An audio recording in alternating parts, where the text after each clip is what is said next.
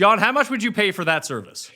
Extra on top of the groceries. To have someone help me through the aisle so I don't buy unnecessary stuff, to get the right items because I always buy the wrong things, to drive it back to my house, unload it, and cook me dinner. I mean, like, no amount's too much. $15? $15. 15 bucks? 20 bucks? 50 minimum. I like the way John thinks, because 15 is right around the money that I was thinking. What's minimum wage? This would take like 5 hours. Yeah, but I'm also purchasing stuff from the store. Yeah, they don't care about that. And we're good conversation. You get to hang out with a buddy for a couple hours. We're doing them a service too, so I think 15 is more than fair. Yeah, I agree. This is great. Servants. This is great. No, it's all a part of the service that the store provides. At Mayo Experience.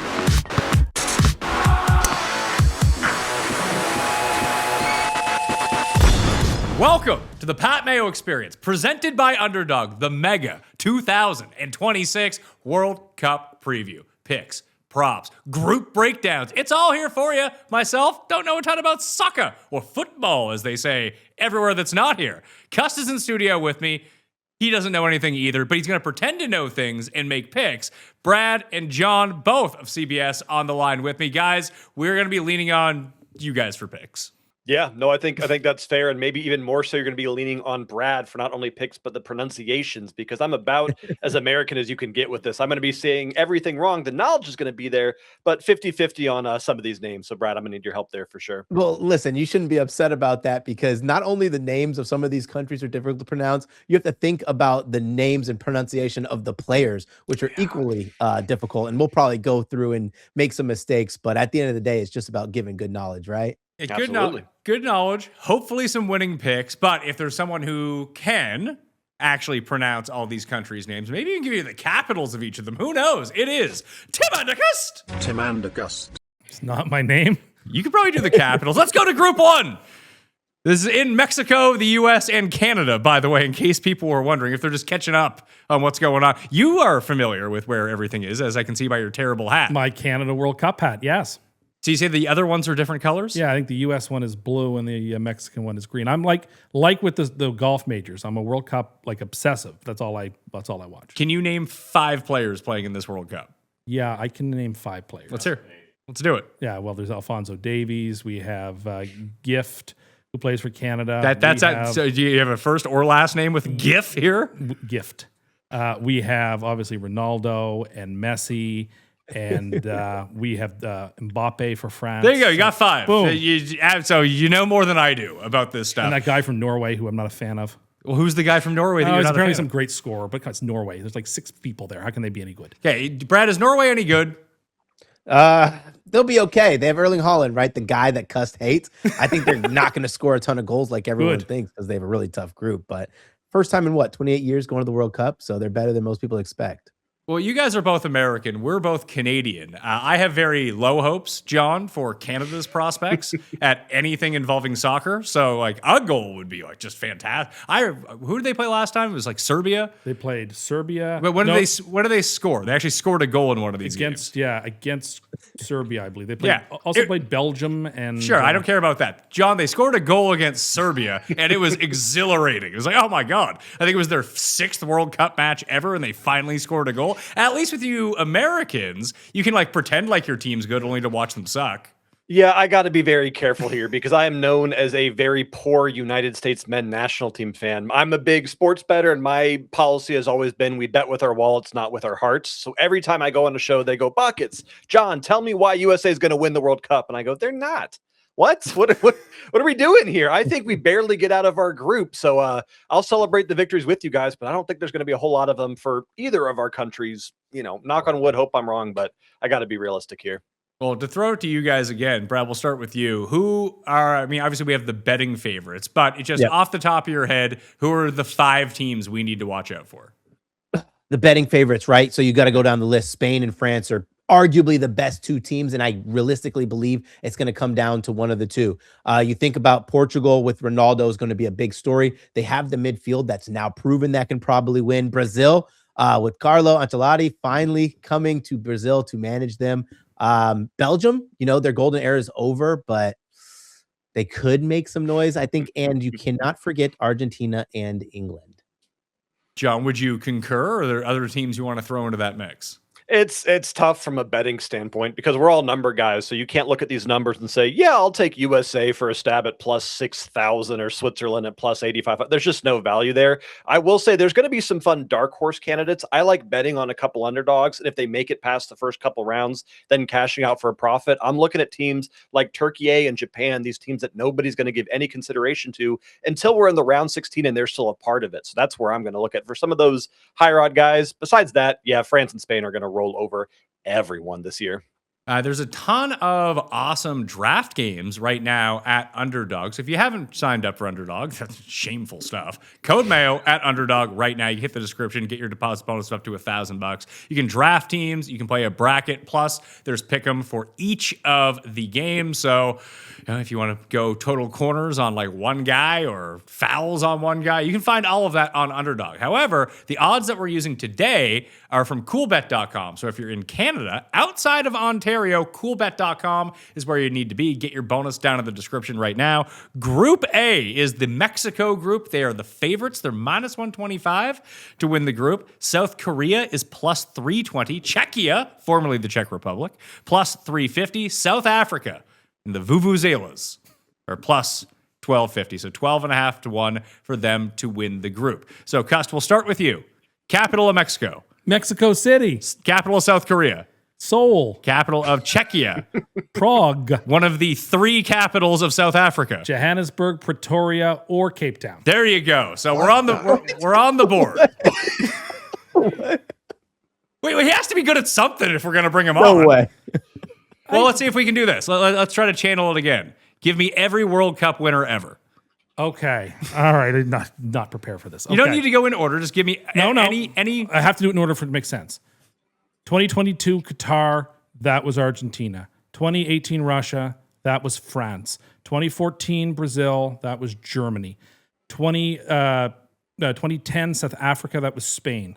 2006 was Germany, that was Italy. 2002 was Korea, Japan, that was Brazil. 1998 was France in France. 1994 in the United States was Brazil. 1990 was in Italy. That was won by West Germany. 1986 was in Mexico, but that was Argentina. 1982 was in Spain, and that was won by Italy. 1978 was Argentina, won by Argentina. 1974 was West Germany, won by West Germany. 1970 is Mexico, won by Brazil. 1966 is England, won by England. 1962 was in Chile, won by Brazil. 1958 was Sweden, won by Brazil. 1954 was Switzerland, won by West Germany.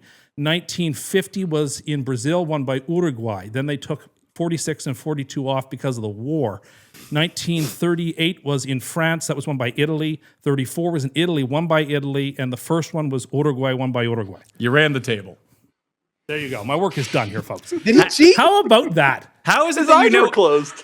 How is it that you know all that and you can't hold a fucking microphone properly? I have a very select set of skills.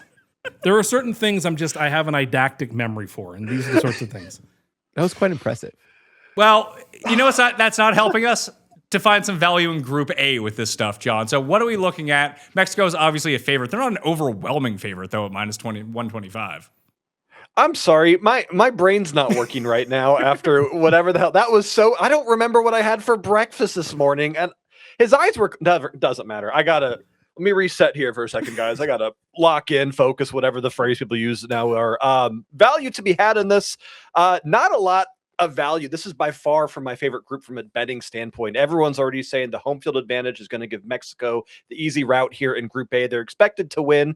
If you want to find value, I'm looking at someone sneaky to maybe pull this off. I really like what the South Korean side has been doing over recent years. And if you don't watch a lot of soccer or football or footy or whatever you want to call it, all you need to know is the name Heung-min Son to know how good the squad can be, especially on the attack. This is a team that has plenty of European talent, and I am not afraid to sprinkle a little bit on South Korea to win that group just to find some value. It's no fun betting a future at minus money here, so that's what I'm looking at. Is there anything that you like, Brad, if it was you and you're trying to parlay group winners together, like would you use Mexico in that standpoint, or would you go with the South Korea or the Czech Republic? South Korea are fun, but I have to go with Mexico, right? They play their first game against South Africa in Mexico City, then they play in Guadalajara, and then they play again in Mexico City Stadium. Like, this is basically unfair because if anybody knows anything about the regionality of these different locations, those are some of the hardest places to play as away fans. And so outside of them kind of coming together and finally playing good football after what feels like it's been 8 years of being good, now they get the advantage of playing home as well. I think they're going to win their group. I tried to find some value in South Africa and see if I could, but this Mexico team is dominant and they actually have some fun players, probably some lesser known players that you should kind of really think about. Like first is Julian Quinones. I took him to be top Mexican goal scorer. I don't know if he's going to start, but he's going to play on the wing. And if he does, he's lightning in a ball. He scored like 43 goals domestically, and he can carry that over while playing in front of the home crowd. So are all the Mexico games, are they in Mexico City or are they all over the place? Because they're in Mexico City. What is that like? There's 2 in Mexico City and 1 in Guadalajara. So these other teams are going to be fucked because of the elevation. Yes. The U.S. should have played in Denver. Fair. Where's the U.S. playing? They're playing Kansas City. I believe they're playing Los Angeles, Seattle, and back in Los Angeles. Yeah. No, just all the sites in the U.S. Oh, yeah. Well, those two plus, obviously, Meadowlands, Miami, Kansas City, I think Soldier Field. I could be wrong about that. Dallas. Soldier Field's good enough for the World Cup and not good enough for the Bears anymore. Miami. Houston. I'm sure I'm forgetting somebody else. So there's a whole bunch of different props with this up at coolbet.com right now. Again, if you're in Canada outside of Ontario, you can find that. You can go like Mexico group stage total goals over under 4.5, Czechia over 3.5. The profiles of these teams, John, is there one that would be like, hey, we're playing the classic Switzerland play here where we're going to try to win every game 1-0?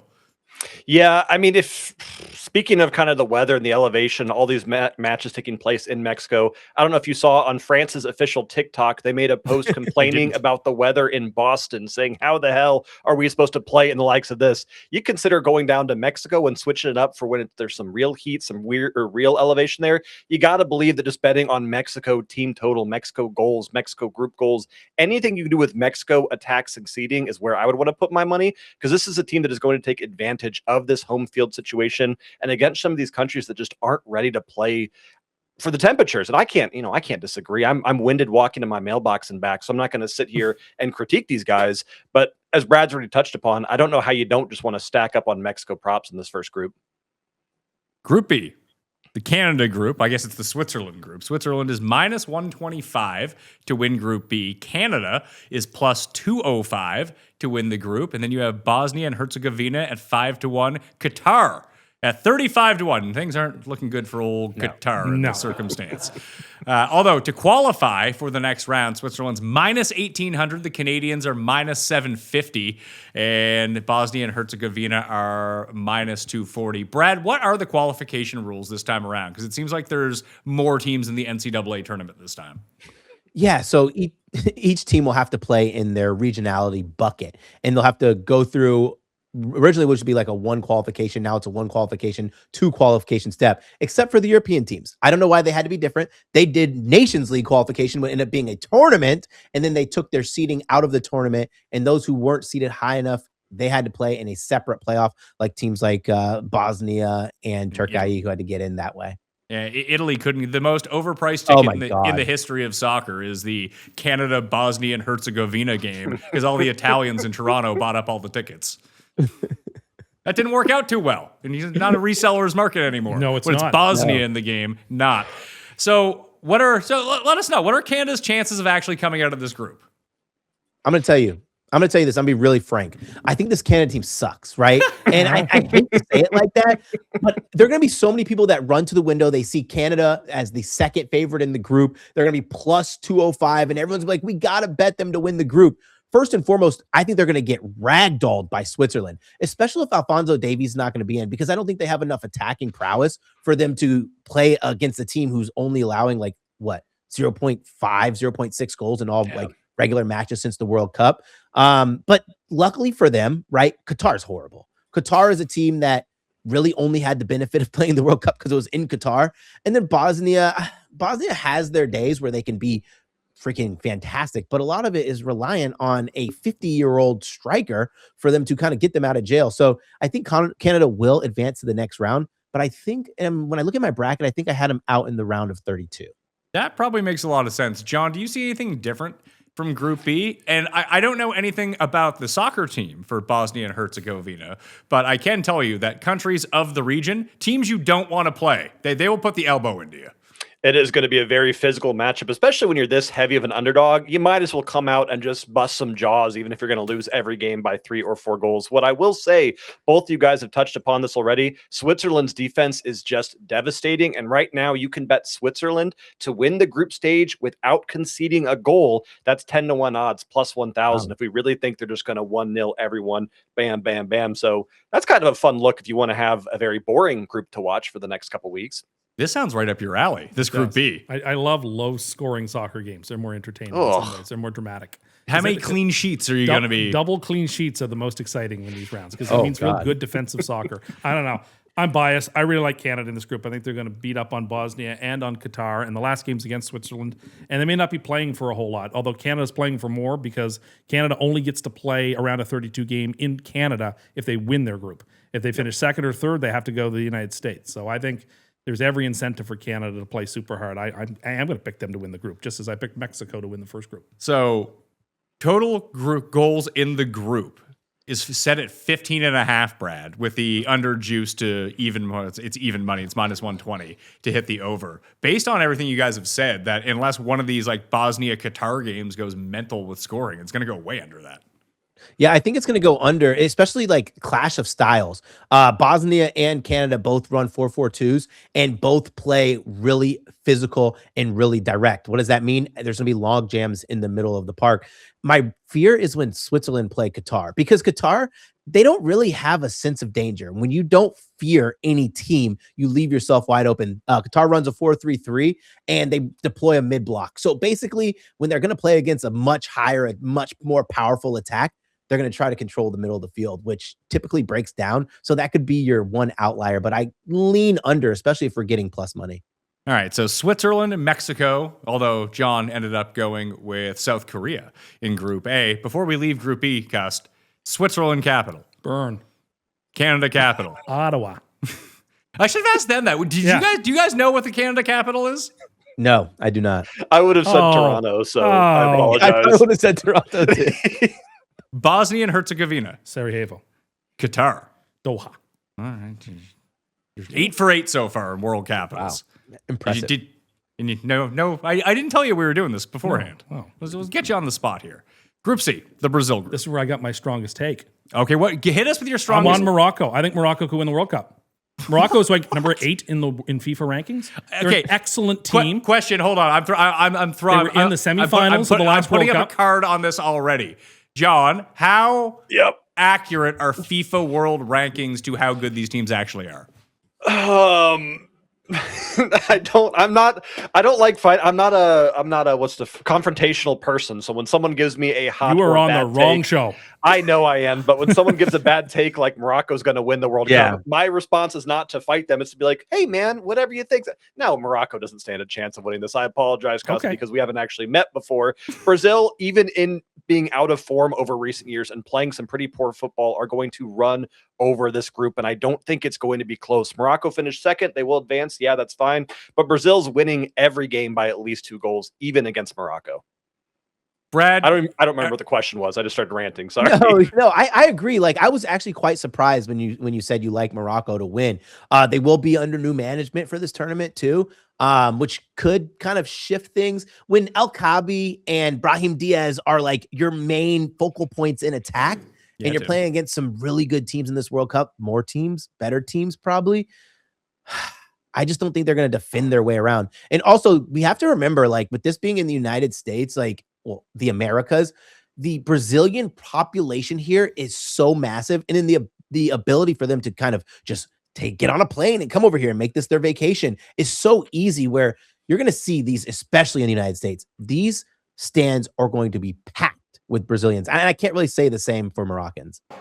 Why not? You don't think Moroccans are making the trip across the Atlantic? But like, I think they'll make the trip, like, but It's okay. So ticket prices are over the 1,000. So you think you're coming from Morocco, right? You're coming from Morocco. You're planning this months in ahead when the tickets were at their highest peak. Now you're paying for the plane ticket. You're paying for your ticket to the game, which is another 1,500. Paying for the hotel. I don't know if the desire is there or the accessibility is there for Moroccan fans compared to Brazil, which a lot of Brazilians actually just already live here. So it's a hop, skip, and a jump just to get to a game. Well, Brazil is the 4th favorite to win the World Cup at 8-1. Morocco comes in at 50-1. Scotland's 250 and a crispy 3,000-1 Cust on Haiti. Well, but I mean, okay, but to circle back, why is it then that Morocco is the number 8 team in the world in soccer? Why are they? I mean, I believe Brazil is 6th. Because FIFA World Rankings are weird, right? Like Morocco's a really good structured, really well-structured team, which means they're going to do well any tournament situation. Doesn't necessarily mean they're going to have enough to get over the hump. Like when you get to those quarter and semifinal rounds, when you're going to have to do more than just defend because there are going to be teams that are going to put one past you. I just don't think it fits their game. They're a really strong physical team. And I just think they're in like the worst. This is the worst time to play Brazil, right? Carlo Ancelotti, all he does is win tournaments, right? And all he does is have really well-organized and structured teams. We look back at the past Brazil teams over the last 2 World Cups. What did they lack? Organization, structure, and even like that esprit de corps, right? They didn't have any of that on their team. Now you bring in Ancelotti, who's a really big team focus and structure guy. I think he'll be able to really hone into these guys and like be like, yeah, let's lock down, let's focus, and let's go compete. It strikes me as these FIFA World Rankings are kind of you like asking the question, why is Bryson DeChambeau the 28th ranked golfer in the world? Well, but I think those are separate because those are separate. There are other leagues. Yeah, but what do you know about the world And rankings? look, Morocco. Well, hold on. What do you know about the FIFA power rankings? Very little. But look, this Morocco team is full of talent that went all the way to the semifinals of the last World Cup. They've already shown they can win on big stages. These Brazilian players have shown they can't win at the World Cup and haven't even been even competitive at a World Cup since the one they hosted in 2014 when they lost by 1 million goals. So excuse me for not believing that Brazil is that good. Brazil has been overrated at the World Cup for a decade plus, and I don't see any reason to believe this Brazilian team is any less of a choke artist. John, what has Morocco done since the last World Cup? Oh, man, I'm kind of embarrassing myself here by the lack of AFCON that I really watch during the 2020 or 2026 early part of the season. I know this is a competitive squad. I understand that there is value here, and I get why people would want to bet them, even if it's just an anti-Brazil kind of bet. They topped Group A, but when you look at AFCON, I mean, there's not a ton of big opponents in those early stages, and that's why FIFA rankings are so weird because they value friendlies, they value everything. I mean, Morocco moved to 7th after we watched Netherlands lose to Algeria yesterday. So I don't trust the FIFA rankings. I don't watch enough of Morocco to give a strong opinion besides saying I don't like them for some reason. So I would have to look to Brad for some more Morocco takes there. Yeah, I have no problem actually digging into this because let's talk about their qualification. They dominated in qualification, but like the teams they played in qualification weren't really that great, right? Who did they play against? They played against South Africa, Liberia, Tanzania. Like who else was in there? Niger. Who else was in there? Congo. I don't know. I can't remember all of them. But like they didn't play against really like good teams. So of course you're going to dominate. And then in AFCON, they weren't great from open. You're going to be so reliant on being well structured and only scoring on set pieces. It's not going to take you far. And I'm going to use this analogy loosely because this team did win the Premier League, but they are a Walmart Arsenal because they're going to play really great defense. They're going to be really strong structurally, and they're going to score on set pieces. But their inability to create from open play is what hinders them as you get into the deeper stages of tournaments. Any love for Scotland here? Maybe now beating Morocco since Cust is on Morocco? No, I freaking think Scotland sucks. I hate saying that, but like, and maybe that's just the better in me, right? Like we have to remember, like, me and John are in the trenches betting these, even like in friendlies, betting these teams. And there's just so many like times you bet on Scotland, you think they're going to do something and they get ran over. My biggest problem with Scotland is they're a team in situations where they should be dominant in the middle of the field, right? Like they have guys like John McGinn, who's a freaking workhorse, who's really physical, and they just get beat in the middle of the field, end up losing possession, and end up conceding a ton of shots. Anytime you're losing a lot of conceding a lot of possession and conceding a ton of shots, you're going to need something to kind of get you over that hump, and you're going to need a fantastic defending presence, and they don't have that. So for me, I think there's a chance I don't know if I want to go that far on the limb for them saying to finish bottom, but this Haiti team, don't sleep on them, right? They're going to score a ton of goals. They're going to concede a ton, but any goal fest can go either way. The one thing I want to say about Scotland is I will bet on Scott McTominay to score or assist in every single game. I do not care who their opponent is. That's where I'm finding value in the squad, not in their futures, not in them to qualify. Scott McTominay is the only person for this team that I care about. Did Haiti and Curaçao only get in because Canada, the U.S., and Mexico all got automatic bids? Yeah, their qualification was much easier. It would have been easier. They would have had to deal with some probably. Have you watched Haiti play? Like, they're actually fantastic to watch. Like, so when you think about a lot of these like smaller teams that aren't that great, most of them just sit in low blocks, and they're absolutely dreadful to watch. Curaçao and Haiti, they're wide open. They don't care. They're just going to go out there and they're going to play ball. It's going to be end to end, and that's what you kind of want to see when you're a spectator of this. Capitals: Brazil, Brasilia, Morocco, Rabat, Scotland, Edinburgh, Haiti. Port-au-Prince. All right. The Travelers Championship. Now is the time. This is the place. Every star, every round, every shot that makes your heart race as legends walk the fairways. Keegan Bradley, Scotty Scheffler, Tommy Fleetwood, Justin Rose, Cameron Young, Xander Schauffele, Colin Morikawa, and other PGA Tour greats, all battling to be called champion. See the world's best for all 4 days. No cut. You'll feel the pressure before the shot, the roar when it drops. You'll stand close enough to see it all, the intensity, the focus, the moment when everything comes down to mere inches, and where everything makes you feel part of the moment. It's golf at its best, up close, open to all, and only here. The excitement starts June 24th and runs through June 28th at TPC River Highlands in Cromwell, Connecticut. For tickets and information, visit travelerschampionship.com. Now is the time. This is the place.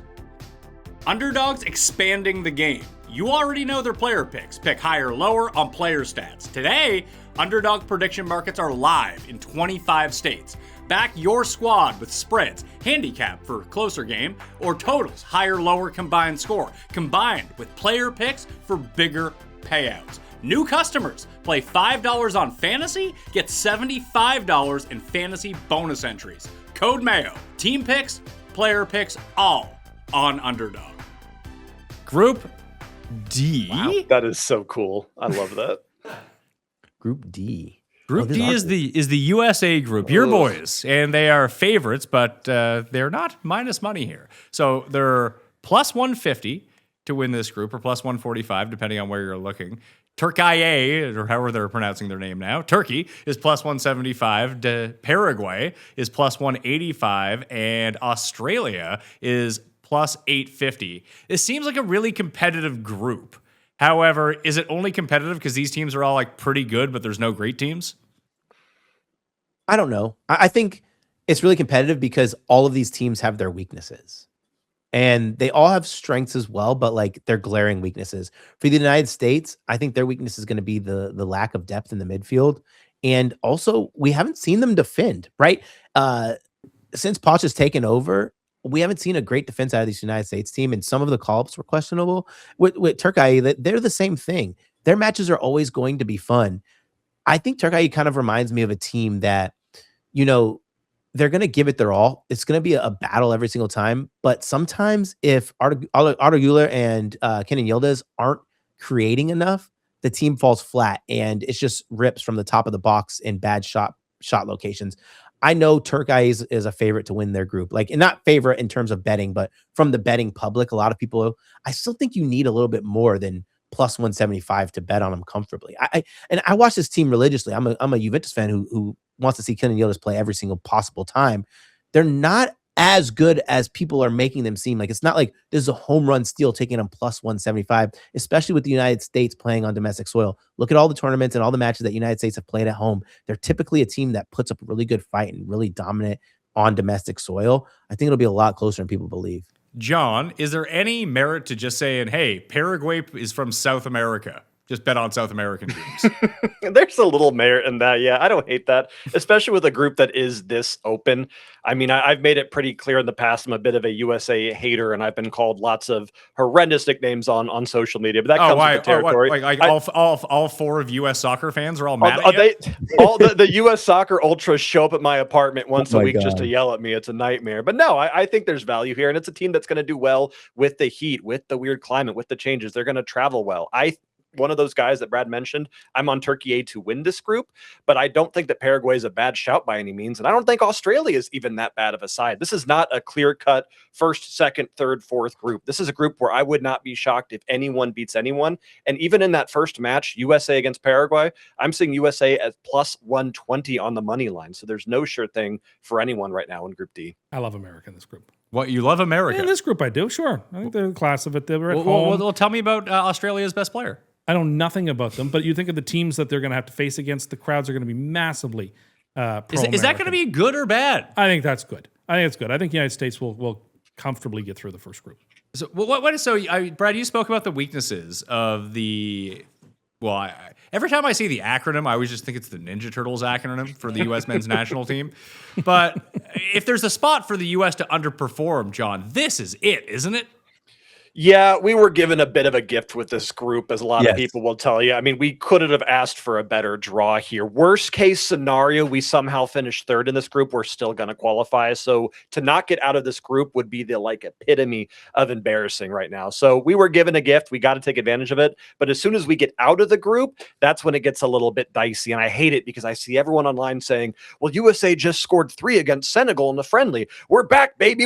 That doesn't matter. It does matter, but to use that as your basis for how far of a run this team is going to make drives me crazy. We'll get out of this group, but after that, I've got no clue how USA is going to do. I like Senegal. We'll talk about them later. I think they're going to be a very good team too. Can you tell them? Can you tell them your strategy for this World Cup? I have decided that I am going to be favoring when it's reasonable North American and African countries in this World Cup. So you're fading Europe for the most and part, South America in the World Cup for the most part. Yes. Is that weather based?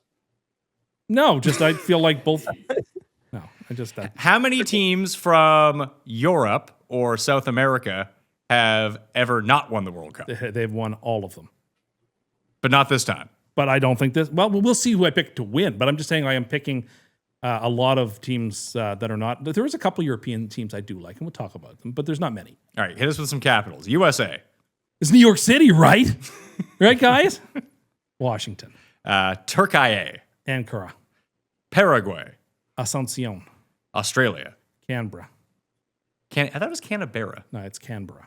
Is that how you pronounce Yeah, it? Canberra. Canberra. So it's like Melbourne Sort of. in that way, where it doesn't look like it's spelled? Yeah, or Cairns, which is spelled Karens. Group E is the Germany group, as we will call it. They are minus 250 favorites to win this group. Ecuador, John, is plus 380. Cote d'Ivoire, although on the site it says Ivory Coast still, plus 630. And then Curaçao at 100 to 1. And I mean, Brad's already talked about how exciting Haiti and Curaçao are. We were talking about this a bit pre-show. And Brad, maybe what you said is correct. It seems like a stretch to me that having one good player would alter how we pronounce a country, but it's the only country with Cote d'Ivoire that we actually have to use, in English-speaking language, we have to use the pronunciation of the native language of the country, which we don't do for any other country. It's kind of weird. It's kind of crazy, too, because like even when we pronounce names of players, I talked about this offline, but like we're saying them in their language. We don't say that for any other country except Cote d'Ivoire. And I think, like I said, Didier Drogba put this team on the map with his fantastic play, and people were like, we need to put a little respect on it. Also, when you have a player as dominant as Didier Drogba playing for Chelsea, big, massive club, he's consistently being interviewed, right? So you have to imagine anytime he's talking about his country, he's not sitting back and saying Ivory Coast. And I just think, even though no one's saying directly, you have to call it this. When you keep hearing it and hearing it and hearing it, it ends up changing the way people kind of write it down and put it on their publications. Well, John, no one's calling it. This isn't the Deutschland group. It's the Germany group. Yeah, I'm glad Brad talked first because I did not know we were supposed to call them Cote d'Ivoire, and I was ready for my Ivory Coast take. So, Brad, thanks for taking the bullet on that one for me. This is a fun group, though. I'm really excited to bet on Curaçao, or I guess bet against Curaçao, because right now you can bet on them to be the lowest goal scoring team in the competition. That's sitting at plus 400, and their line is over 1.5 goals at plus 170. So this is going to be Deutschland, Germany, whatever you want to call them, should dominate this group. Ecuador is going to keep it closer than people think. They're a fantastic defensive side. And then there's Cote d'Ivoire and Curaçao. I've heard a lot about Ecuador, people talking about them as like a hot sleeper in this tournament. I don't know enough. I can't speak intelligently on it other than a lot of people have been touting Ecuador as a sleeper. I think you could say 3 of these teams could have good tournament runs. Sorry, Curaçao, we're not putting you in that, right? But until Germany prove it again, I'm kind of on cusp with him with Brazil. I'm like not quite there on Germany. Not yet. Not yet. They have all the talent in the world, but there's still something mental about this team that I don't know is going to have a monstrous run. Ecuador, they're fun. They're structured, well organized. Cote d'Ivoire is well organized. Strength is there. They have pace. You can make legitimate arguments. I even took a little bit of the Cote d'Ivoire. I took it at plus 800. I think it's down a little bit to win the group. Man, I could see a lot of these like really close, cagey matches. And then you just really go on goal differential if it's tied. And sorry, John, I think that Germany could have some slip-ups, man. They could have some slip-ups. They're a team that could find themselves in holes and have to battle back. And I don't like that in a World Cup stage. No, I'm with you. It's this weird passing of the guard thing, too. These names that carried the German team for so long are now all of a sudden not a part of this competition. I mean, Manuel Neuer still getting the starting goalkeeper. I don't think he's ready for that anymore. We don't see Thomas Mueller anymore. These guys that I grew up with, even before your bigger names, they're just, it's tough to watch. I still think they win. Ecuador is just, Cust, you probably love this team. They've not lost in their last 18 games. 9 of those 18 ended 0-0. So this is a team that plays a style of football I can't appreciate, but I know that some people can. They're my pick to win the group. Yeah. We get some cap. This is a tough. They're trending, so that's why I'm going that way. If Ecuador to win this group, just be ready to just turn your TV off on all of these group matches. Because Ecuador would have to go through and every game would be a draw and they'd have to win one, and the rest of the matches would have to absolutely suck. Well, the path would be draw all the matches and then beat Curaçao by a bunch. Yep. Or draw all the matches and then beat Germany and have Germany lose one. To Curaçao. I don't like that. Well, but the way that Brad talked earlier, it sounds like Curaçao's going to score goals. Well, do you want to correct yourself, Brad, before I go? I want to correct myself. Because the game is wide open, is going to be a ton of fun. Doesn't necessarily mean they're going to score. It means they can concede a bunch. I know there will be a lot of goals in their games, and they'll get full effort. But I don't know if they're going to necessarily find one. Germany's putting in 8 goals against Curaçao. Scotland scored 4 against them in a friendly. Australia scored 5 against them in a friendly. Yeah. It's going to be ugly whenever a good team, which is all these teams in this group, play Curaçao. No, it'll be open, but not for them. All right. You ready for the capital? Yeah. Now we're on shaky ground, huh? Germany. Berlin. East Germany. That was also Berlin. Then what was West Germany? Bonn. Ecuador. Quito. Cote d'Ivoire. Abuja? No.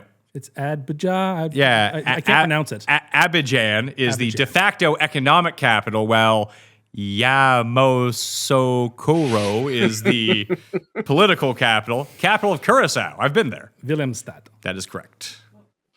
You always have to go with the really Dutch pronunciations. Exactly. When in doubt. Those ones. That's going to be a rivalry game if it ever happens. Netherlands and Curaçao. I like the Netherlands a lot in this tournament, by the way. God, they're one of the European the one team that I'm rooting for that I adore in this tournament. European side. Group F is the Netherlands group. Here we are. Oh.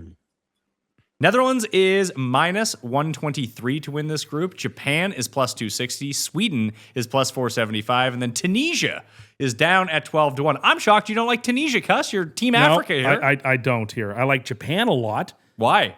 Japan always plays quality football and always performs in World Cups. And I like the Netherlands because I think that people are going to be off the Dutch. But Holland is a talented team too. So the Dutch, John, are favored the same way that Mexico was favored or the Swiss were favored in their groups. What's been with the drop-off of Holland in this aspect? Because they didn't even make the World Cup last time, did they? Nope. No, it's such a tough team to watch. I am a bit of I want to be on Cust's side. I've never talked to him, and here I am talking bad about all the teams he likes. You're I'm fitting not in a just fan. right. Do what? You're fitting in just right. I'm sorry, man. I'm not a fan of this Netherlands side. And we see this horrendous thing whenever we talk about football betting, especially this close to a major competition, where the recency bias is something that is really hard to get rid of. So I'm looking at some stats here for how people are betting their money. After Netherlands lost to Algeria, we saw a big swing all of a sudden in people betting against Netherlands because of one poor performance. And I don't think that match means anything. They're getting adjusted. They're trying to fit in all these new players and keep their squads together. But this is just a team that I don't have a lot of faith and backing, and I don't even have a bunch of statistics as to why. It's just a personal bias against them, and I love this Japan side. So this is a really tough group for me to kind of mess with because I've already got too many bets on Japan doing crazy things in this tournament. Brad, as it pertains to Tunisia at 12-1, who are like the serious African teams and who are the non-serious African teams? Like what's the power rankings of these teams of like, oh yeah, like Morocco, although Cust thinks they're going to win the World Cup, apparently, that they're probably not. They seem like they're like a pretty good team. Who are the other good African teams? We talked about Cote d'Ivoire, Egypt, Senegal.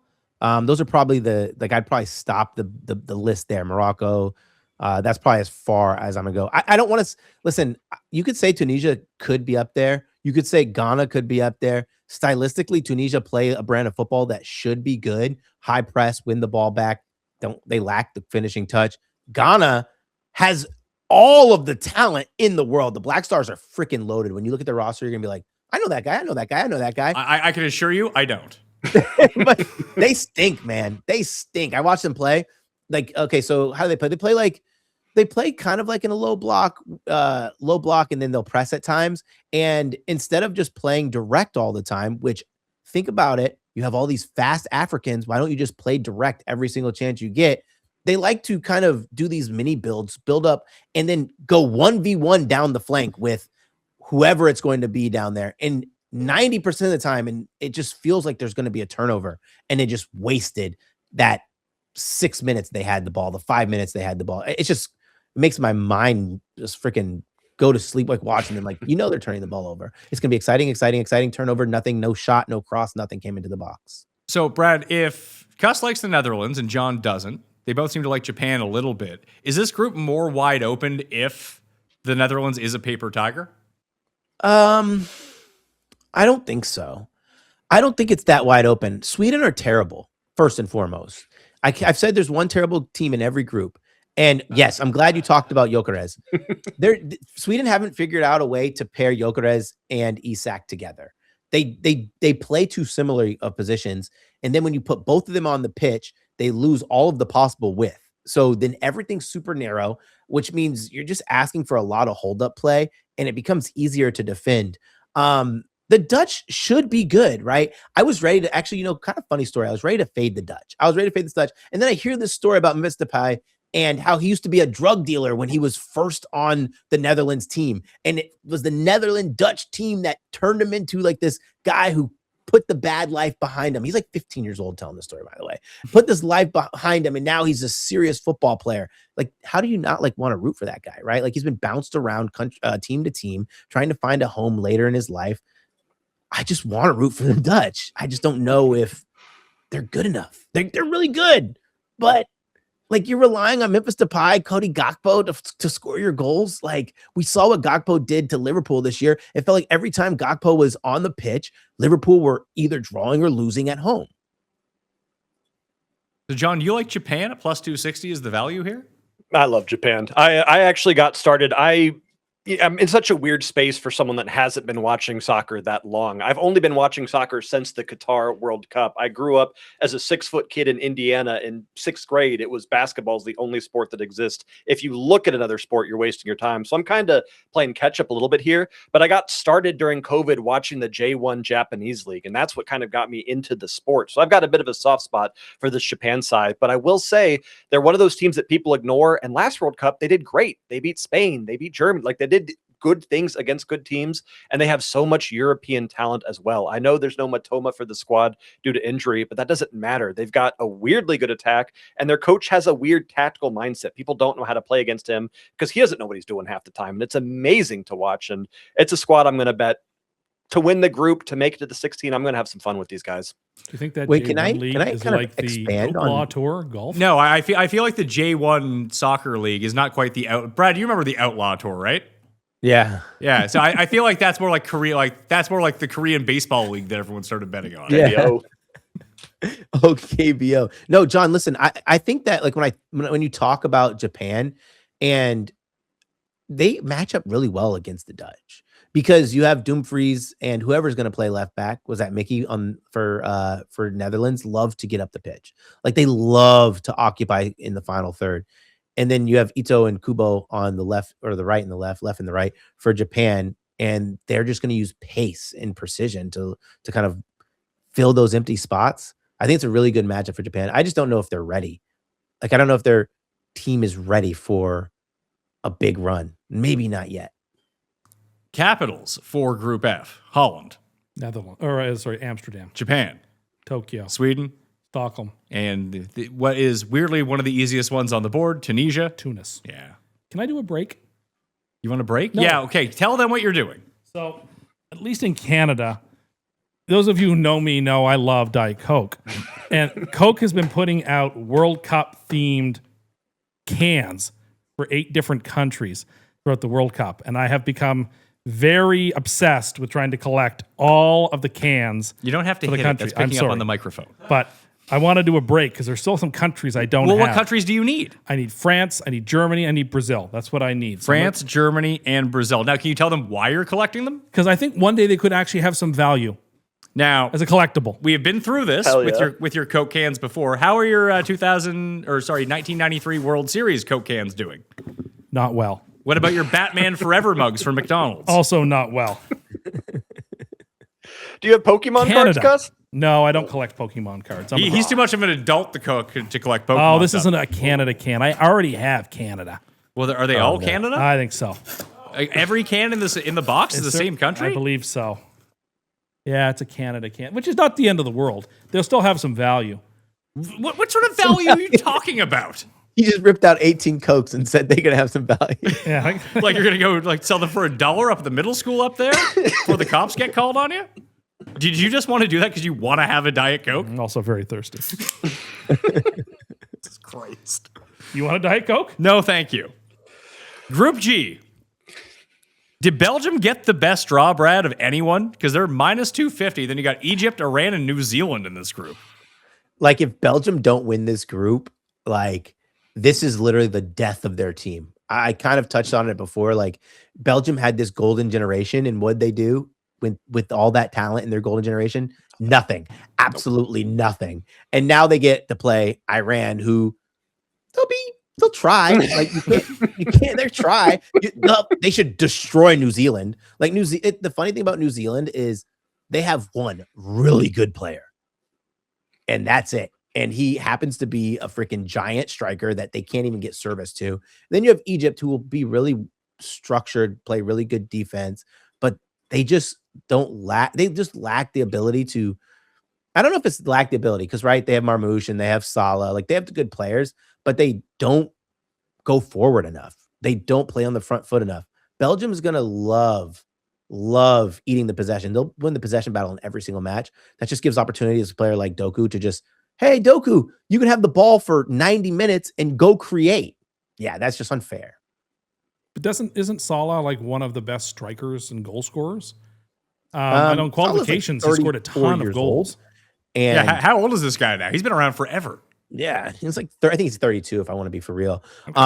Yeah, but you have to remember, like, Salah on Liverpool, which wasn't a regular starter because Arne Slot didn't think he fit his philosophy, is used differently than Salah on Egypt. That's the problem with a lot of these African teams, right? They have good players, they do well in AFCON, but tactically they're not as adaptable. They can't adapt change their tactics in game as fluidly as other teams, so they don't score a lot. and it really neutralizes guys like Salah and Marmoush. John, any takes on Iran or New Zealand? Oh, you give him Belgium and Egypt, and I get Iran and New Zealand. I got What? no takes here. No, it's gonna be. We can say it'll be embarrassing if Belgium doesn't win this group. It'll be embarrassing if Egypt does not finish second in this group. Then you can get those two to qualify out of this group, first and second, at plus 200. That just feels like free money to me. I've got nothing nice to say about New Zealand, but I've got nothing bad to say about them either because I've never watched them. I don't know their players. I've not put any time into the squads that I don't think are going to make me money, and I have no betting advice for those two teams. I'm staying away from them. Well, here's what's interesting in this entire thing, that Iran is not that far behind in the They're group. 21st or 22nd or something. I don't care about that. In the group betting odds at plus 650, where Egypt is plus 425, and if we take a look at that matchup, like Iran's only a plus 130 dog in that head-to-head. Man, I mean, the books know what they're doing. I'm never going to sit here and say that they're wrong, but I'm going to sit here right now and say that they're wrong. They're not a bad team by any means, but there are levels to how this World Cup is going to play out. And a team like Egypt, even if they're not playing together well right now, is going to be better than a team like Iran. And I don't think it's going to be close. So I'm just going to say I'm disagreeing with all the books on this one. All right. I think the reason the price is close is because of the styles that Iran and Egypt play, right? Iran is a very, they're a very low block. I don't know if it's going to say that way on a heat map because they do like to play direct to Taremi, but they very pragmatic, very low block, right? Egypt may not run a low block, may run a mid block, but it's going to be tight, no space to make passes for the attacking team. So when you always have the defensive matches, the margins are so thin, and just one good ball into Taremi and Iran could be winning that head to head, So like that's probably why they're closer in odds, because goal output is not going to be very different. I like Egypt. You like Egypt? Not to win the group. I will pick Belgium to win the group, but Egypt is second. Belgium capital. Brussels. Egypt. Cairo. Iran. Tehran. New Zealand. Wellington. Here we are. Question before we move on. Yeah. What do you need? What do the guys think that we need to, how should I put this? Qualify, like if you're the third place team, the fourth place team, like do you need a win and a draw? Do you need 2 draws? Like what do we think like the threshold is there to qualify? It's the next X teams based on points, correct? Yeah. Is it 8? What's the number? Yeah, the next best 8 teams, but of course goal differential is the first tiebreaker. I mean, if you win one game, that's probably like, as long as you don't get your butt kicked in the other, you're probably going to advance. Like 3 points is a lot. I would think, 3 points would probably get everybody in, and probably 1 2-point team might get in who has like a -1 goal differential. Yeah. Group H, the Spain group. Spain's -435 to win this group. Uruguay is +380. Saudi Arabia backed out at 20-1, and Cape Verde at 66-1. What's the capital of Cape Verde? Praria. Did not know that. Isn't Cape Verde another one of those countries that we pronounce Cape Verde? It's like It's Cabo Verde in the language. Yeah. Well, what are we doing here? Are we pronouncing it by the English way or the way that they Cape say Verde. I it? haven't heard a single person. They English. don't have a good Everyone enough calls it player, Cape I Verde. guess. Where is Cape Verde? They speak Portuguese. Yes. I out of all the countries in the World Cup, this would be the one I would have the most difficulty finding on a map.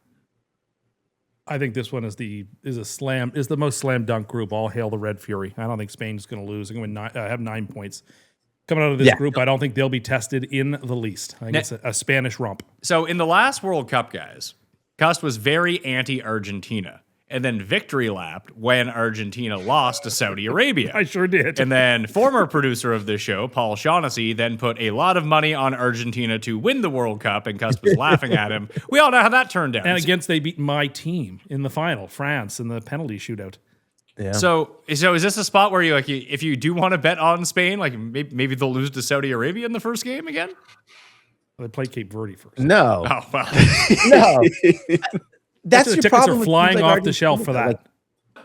Like Argentina have like those moments where they just not connecting and their matches are ripe for the taking. Spain, on the other hand, the way they play with small passes and small spaces, it's really hard to turn them over. So things aren't typically disjointed. So like with an Argentina time, when things are disjointed for Argentina, there's more shot volume on the other side.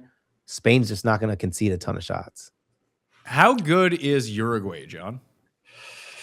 They're fine. I don't think it matters in this group in particular. You can be fine and still finish second in this group, which is what they'll do. As Cust kind of mentioned, this is the most slam dunk. I can tell you right now, Spain, Uruguay, I got to look at the other two teams here. Sorry, Saudi Arabia, and then Cape Verde. That's exactly how this group is going. And I don't think we're going to see anything crazy here. Spain have the highest total in the group stage goal line set right now at 15.5 goals over 3 games, or over the World Cup, but they are expected to run over this group. And I don't think it matters. I think Uruguay goes against Spain and they say, let's just try to stop the bleeding and keep this as close as we can, knowing we can grab 6 points off of the other two teams. They're fine. And fine's enough in this group. I think this is one of the 4 groups where the third place team is not making it to the knockout round. Well, it depends on the difference between Saudi Arabia and Cape Verde. I just see those two getting so many goals scored against them and their losses. Yeah, but you just said that 2 points could probably get you in. If Saudi Arabia just beats Cape Verde, they would get 3 points at that point. Then they would be in. I would expect them to draw one another. Why? Well, it seems like Saudi Arabia is a lot better than Cape Verde. Look, maybe you could be right. I just think that these two teams are just like nowhere near quality to some of the third place teams. They beat Argentina. Ooh, They declared a national holiday in Saudi Arabia the day after that. So it wasn't just me who was celebrating, by the way. If you want to bet Spain first, Uruguay second, Saudi Arabia third, and Cape Verde fourth in that exact order, it does pay 2-1 at CoolBet right now. 2-1. I mean, I feel like it should be more, but no, because that's exactly how it's going. Yeah, I wish it was more. I don't like betting a future if it's not at least like 3-4-1, but I don't see a world where we get a different order than those, unless if Saudi Arabia just has the meltdown of the season. They're not beating Uruguay, and Spain is not losing to anyone here. Starting something new is terrifying. I remember right before launching this show thinking, what if no one listens? What if it completely flops? And that's something that has persisted every time that I hit record and go to edit a show, even as I'm recording this right now. It never goes away. But taking that leap ended up being one of the best decisions I ever made. And honestly, having something like Shopify back then would have made it a whole lot easier. Shopify is the commerce platform behind millions of businesses. Whether you're just getting started or scaling up, you can build a clean, professional store with ready-to-use templates that actually match your brand. No coding headaches. And it's not just a storefront. Shopify's got built-in AI tools to help write product descriptions, improve your pages, even upgrade your images. Plus, you can run email and social campaigns right from the platform like you've got a full marketing team behind you. That would have been great like 15 years ago, not gonna lie to you. Best part, everything lives in one place. Inventory, payments, analytics, so you're not juggling 5 different tools to run your business. It's time to turn those what-ifs into with Shopify today. Sign up for your $1 per month trial at shopify.com/PatMayo.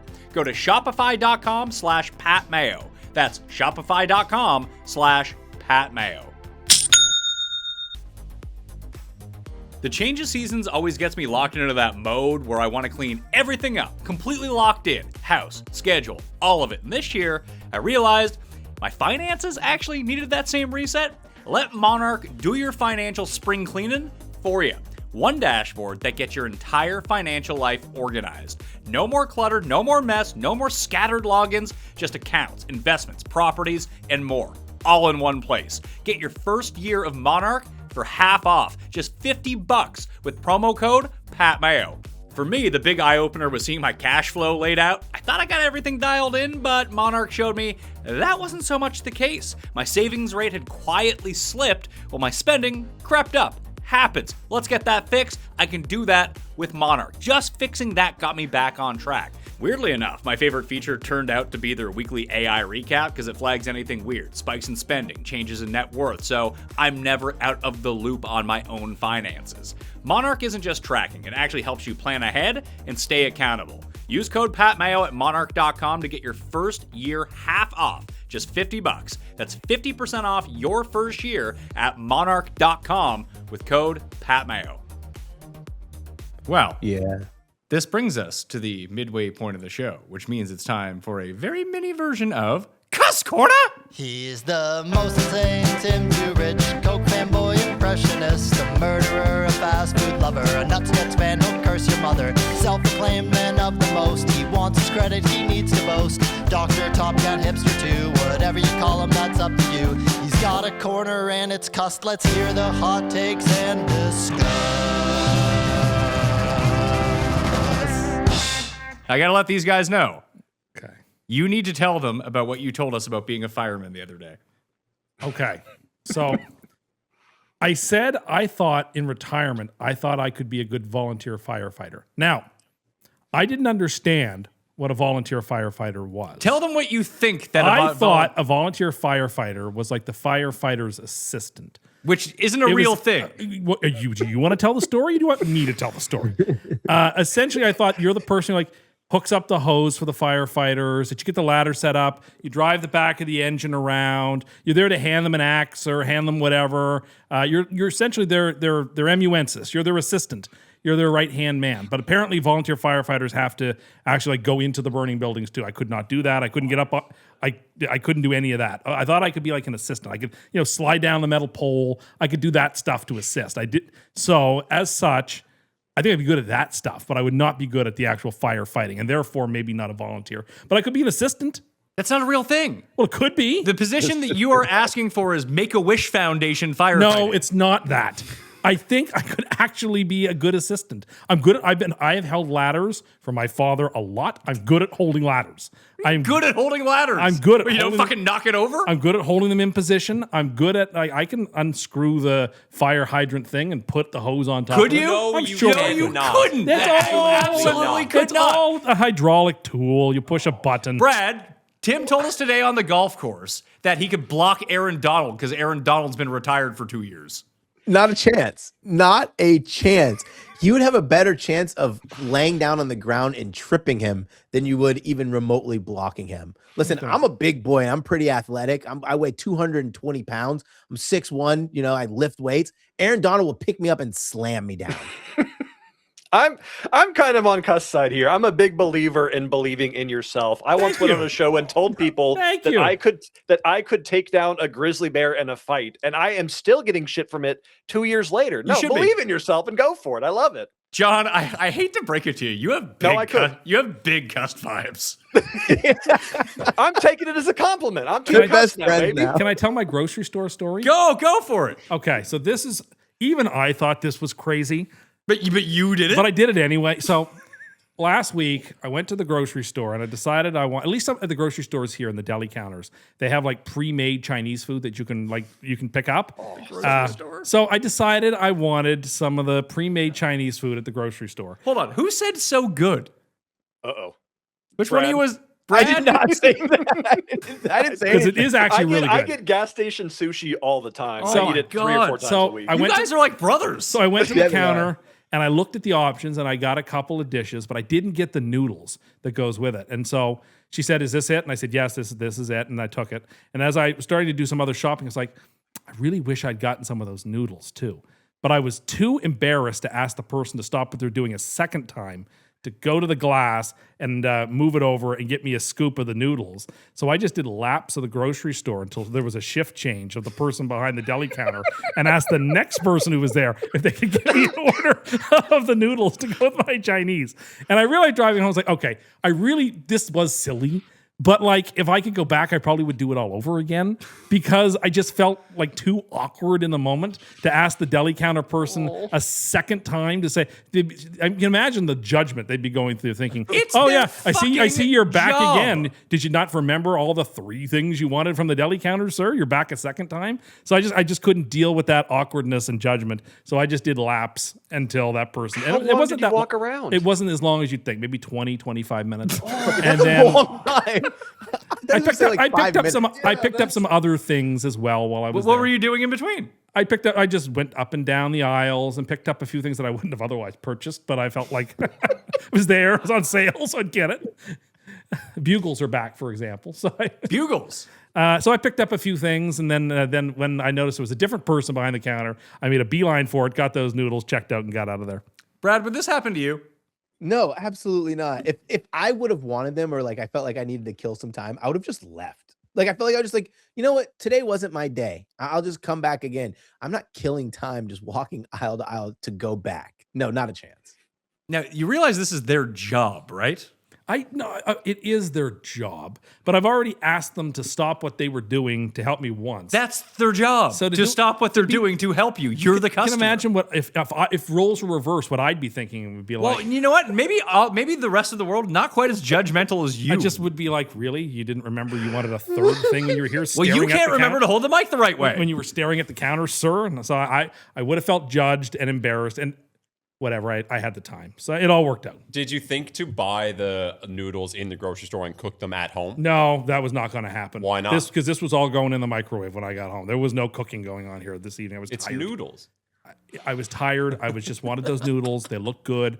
And I thought about them. So you were so tired, you actively walked around a grocery store for 25 minutes. Walk it wasn't brisk. Sauntered? It was a sauntering down the aisles. Whatever. I realized that it was a bit silly, but at the same time, like, I'd do it again. John, have you experienced this buying grocery or a gas station sushi? The more he talks, the more I might be his long lost brother. I think I've maybe gone grocery shopping 5 times in the last 8 years. I'm not a grocery guy because I had a very poor experience during COVID. So now I avoid grocery stores like it's my life. It's terrible. So you just eat out all the time? No, I ordered groceries to my house. Oh, so yeah. So tell him. Hold on, Tim. Tell him your idea. Which idea? About the grocery store fleets. Oh yeah, I think the grocery store should have their own cars, so that like for an extra service, like an extra fee, they walk with you, put the stuff in your cart, then they drive home behind you, then they take all the groceries out and they put them away in your pantry for you. So that you don't have to do any of the labor. It's like shelf to pantry service. If they then cooked the food for you, I'd pay whatever the number is. I don't care. It would be life-changing for me. Oh my God. You realize that you guys are just hiring servants at this point. No, you have like a butler. No. It's all part of the what the store is providing. John, that's what they say about servants. Yeah. That's part of the gig. John, how much would you pay for that service? Extra on top of the groceries. To have someone help me through the aisle so I don't buy unnecessary stuff, to get the right items because I always buy the wrong things, to drive it back to my house, unload it, and cook me dinner. I mean, like, no amount's too much. $15? $15. 20 bucks? 50 minimum. I like the way John thinks, because 15 is right around the money that I was thinking. What's minimum wage? This would take like 5 hours. Yeah, but I'm also purchasing stuff from the store. Yeah, they don't care about that. And we're good conversation. You get to hang out with a buddy for a couple hours. We're doing them a service too, so I think 15 is more than fair. Yeah, I agree. This is great. Servants. This is great. No, it's all a part of the service that the store provides for a fee. It sounds like if you want to get like the $15 add-on with all this service, I don't think those people might have their immigration papers in line. Like they're working underneath the table here. That's who you're getting. Are you tipping these people, Tim? John, how much would you tip these people? Well, we all knew the tip wasn't included when I said 15, so I guess we'll do like $10. Yeah, 25 out the door. That's fair. 25 out the door is fair. That's a fair price. I agree with that. I was thinking 20, but 25, I'm on board with it. Brad, what do you make of this economic model here that they're proposing? I think this is crazy. You know, it's kind of hilarious because like even Instacart, they charge you like 50 cents extra per item that you're getting. And I don't even want to pay that. I was an Instacart lover until I figured out that they're scamming me out of $5 extra on top of the fee, on top of the tip, on top of the membership that you have to pay. So no, I don't want any part of this. I'm a big fan of getting groceries delivered. I like going to the store. Apparently, you just like to walk around the store. Well, that wasn't intentional, but like halfway through walking around the store, did you like take a smoke break at one point? No, but I did start to think about like, okay, how long are we gonna do this? How long are you gonna hold the microphone like that? I was like, how long are we really gonna do this for? And I decided in my mind 30 minutes was the hard cutoff. That at 30 minutes I had to go. So at 30 minutes, if they hadn't made a shift change yet, you would have walked out the door. Well, I would have made my purchases. You would have been there until they made the shift change. I would have been like that meme of the guy who's hunting for the diamonds with his pickaxe, and he stops and he's that close. The guy below him has hit the diamonds. I feel like I was that guy. But in this scenario, it was for noodles for your. I couldn't. What was I going For your deli- What was I going to do? Eat the Thai chili pork and the General Tao's chicken alone without the noodles? No, I needed to have. Then why didn't you get it in the fucking first place? Because- If it's so obvious that you need the noodles. I didn't want to seem greedy by asking for 3 things at once. I felt like You're, that's a what do you lot. mean greedy? You're at the fucking I store. know, but I was like, how many people are asking for 3 things? You. Like, well, Because you I can't know. eat the other 2 without the one. I know. It's the whole thing was This a whole. all would have been avoided if there was a service that delivered the groceries to your house and cooked it for you. Wouldn't that be great? And they could just put it in the microwave for me. I don't need anything fancy. Pop it in. Add 30 second. Add 30 second. Add 30 second. We're good to go. Did it cross your mind to get noodles at like Walkbox or Thai Express? No. Like on the way home. Yeah. No. Why? Why didn't you just get some Mr. Noodles? Yeah. I'd have to cook those. I didn't. Can't you just like throw those? Don't those take like 2 minutes? takes like it's the 2 equivalent if you're minutes. throwing things in the microwave anyway. You It can was- literally put them in the microwave. No. No. Well, yes. I had decided on what I wanted. Good news. You can break another Coke box. Thank God.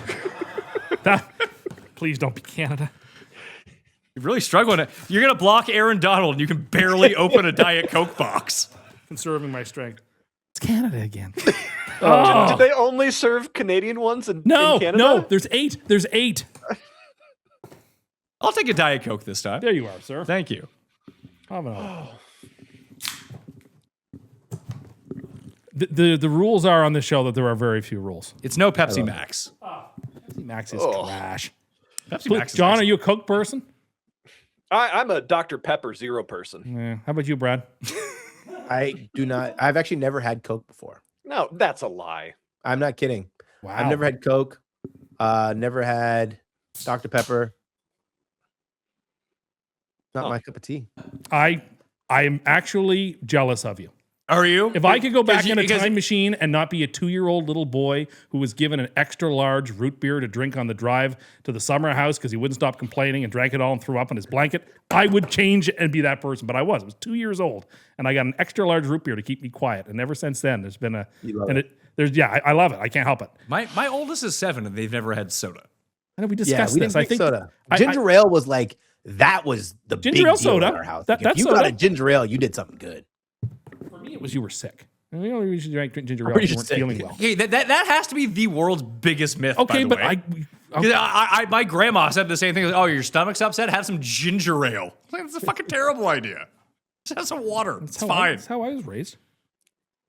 Well, since you were given root beer at 2, do you think that maybe it wasn't optimal? Yeah, maybe it wasn't, but like I don't know. It is part of our culture, and I don't regret that. Part of What are you drinking root beer as a No, but infant? drinking pop or soda is a part of Western culture. No, it just is. it's a part of there's a fat reason. Western There's a culture. reason why what are the 2 biggest sponsors of the World Cup? McDonald's and Coca-Cola. Yeah. Why is that? Do you think? Well, listen, I it's not fair to be talking to my American friends right now, but have you seen Americans? Of course, those 2 things are popular. But these are global brands. It's different elsewhere. Is it? Yeah, like McDonald's elsewhere it's not the same as it is in America. My only experience of that is what I had the international menu they brought out last year. So Yeah, like you've been to Japan because you ate the Japanese part of the McDonald's menu. the teriyaki sandwich, which wasn't that good. So you never go to Japan now? No, I'm not saying that. I have been to Japan. I was in the Tokyo airport. I had a quarter pounder. All right, John, do you think it's fair to say that you've been somewhere if you had a layover in an airport? I think it depends on the length of the layover. Anything over like 4 hours, I'm counting it. That's disgraceful. No. Brad? No, you have to actually get out, put your feet on the soil. Like, Why? you have to experience it. How long was the layover? Like 8 hours? Yeah, no, he's been to Japan. Boom. Thank you. Did you leave the airport? No, I was leaving the airport. I was terrified. I wanted to go home. I wanted to go home. I don't think I've ever heard of anyone being terrified in Tokyo. I bought a book and I read that book and I went home. That's how I killed the time. I bought a book and then I finished it and deposited it into the trash as I walked out. Was it a SIG-friendly airport? Yes, there I was going to was. say that. It would surprise me if you were in an Asian, least then, East not Asian Rita. country and it was not a SIG-friendly Yeah, airport. so was Hong Kong when I was there. Which I was there because I was there for like 8 hours on a layover. But you didn't leave the airport. I did not. I ate Kentucky Fried Chicken. God. Group I in the World Cup is Team Peepers. Group Peepers. it's France's group. Yeah. Or France, as they Yeah, prefer to They're be not called. winning this group. They're not winning. Okay.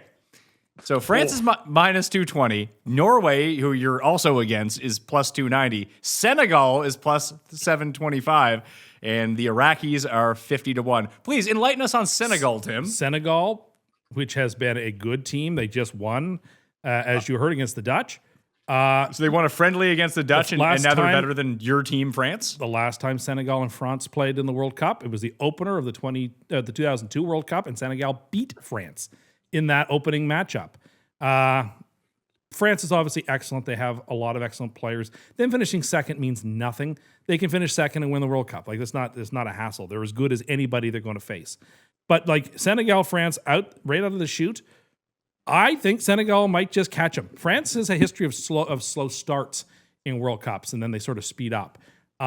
This might be a good spot to get them. You might draw this game. I wouldn't hate either a Senegal-France draw or even a Senegal like 1-0 win as a prediction in this game. Senegal's got some good players, and they're another team people are touting. So again, not an expert, as you can all tell. But people have been touting Senegal as like a dark horse. But before Brad and John weigh in, please tell us about these great Senegal players you're aware of. I don't know any of them. I just hear people say, when I hear people talk up teams, I'm like, oh, okay, well, they know something, and I don't know anything, so I believe them. I am very susceptible to advertisement. John, do you have a different slant on this group?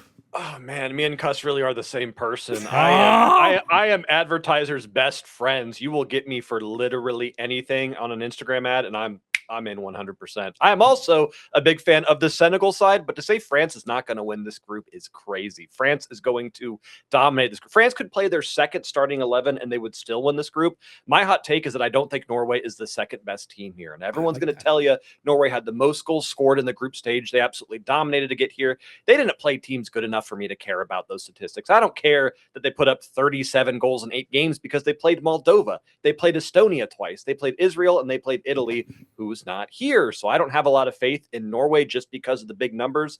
I've got France winning the group, and I'm with Cust not to win, but Senegal to finish second. That's kind of where I'm leaning in this one. Yeah. Brad, please talk some sanity into this to me, please. Because I can't have everyone agreeing that Senegal is actually like going to compete in this group. Let's talk about the Senegal team. Let's talk about them defensively. They beat Morocco, right? I'm talking about their last serious matches. They beat Morocco, lost the XG battle. They gave up at least 1.3 goals to, oh my God. When I go through, I just think about these teams like Togo. They gave up a 2 XGA. That's expected goals allowed. I don't care that these teams are winning. They're winning 1-2 by 2 goals. When you're losing the XG battle by almost double, it's not going to work. You're playing against a France team. The way you disrespected France was like, it wasn't the best France team that we've seen in probably 10 years. Not just their attack, because we laud how good this attack is. Kylian Mbappe, Michael Olise, who is the best creator in we'll go German football, right? The reigning Ballon d'Or winner Ousmane Dembele.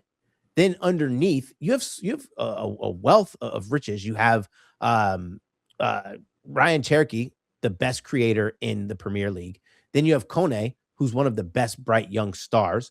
Defensively, now you're talking about, you go to the defense with Konate, Saliba. This team is absolutely stacked. Senegal, the fun story that everyone likes to talk about, is led by another player who is 30 plus years old in Sadio Mane, Ndiaye, who is a really good player. And I don't want to be disrespectful to him, but Iliman Ndiaye is like half. Oh my God, that was about to be disrespectful. He's about half the player that Michael Olise is in terms of what type of creativity he could provide for your pitch. The only way that I think Senegal are going to beat France is if there's a red card. And then the chances of red cards happening in matches is like 10%. So you're betting on 10%. France are going to go undefeated in this group.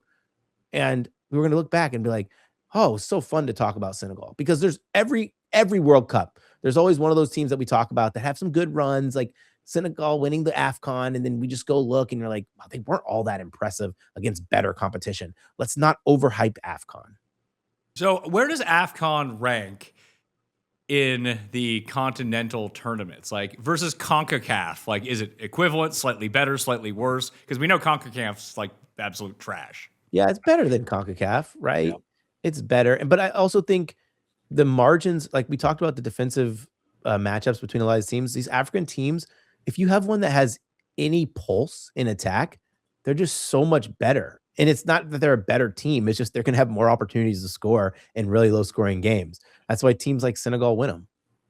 I hope he's right, because I am a France fan. Other than Canada, France is the team I cheer for and want to win the World Cup. But I'm a little anxious. But you hate Norway. No, that's a trash team. So Norway's the second favorite here. They're plus 290. Is Norway can they actually do something in this tournament?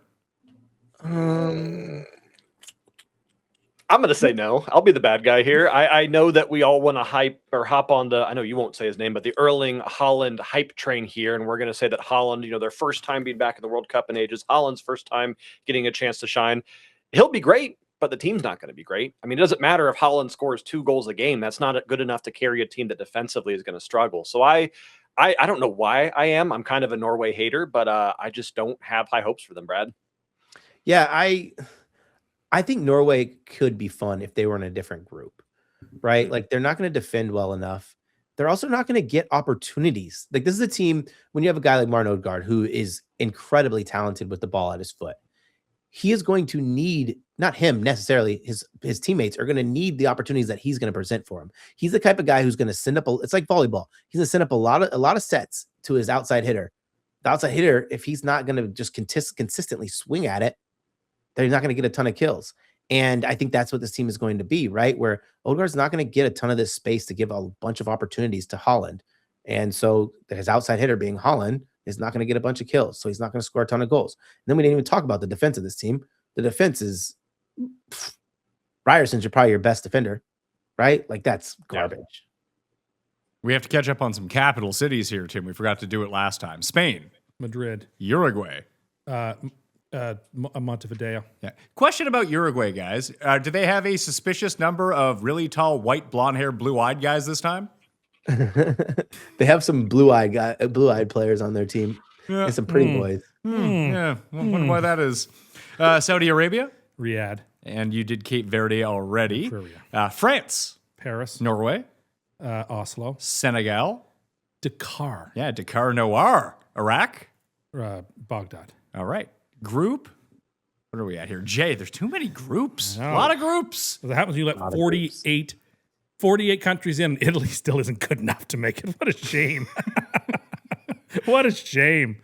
Group. All the diving we won't get to see for a month. How will I fit? There's definitely. That's all right. I'll get to watch Argentina for a couple of games till they bow out early and watch their diving. Well, this should have been the A group because you got Argentina at minus 300, Austria at plus 425, Algeria at 8-1, and then, as Wayne Gretzky would say, Jordan at 50-1.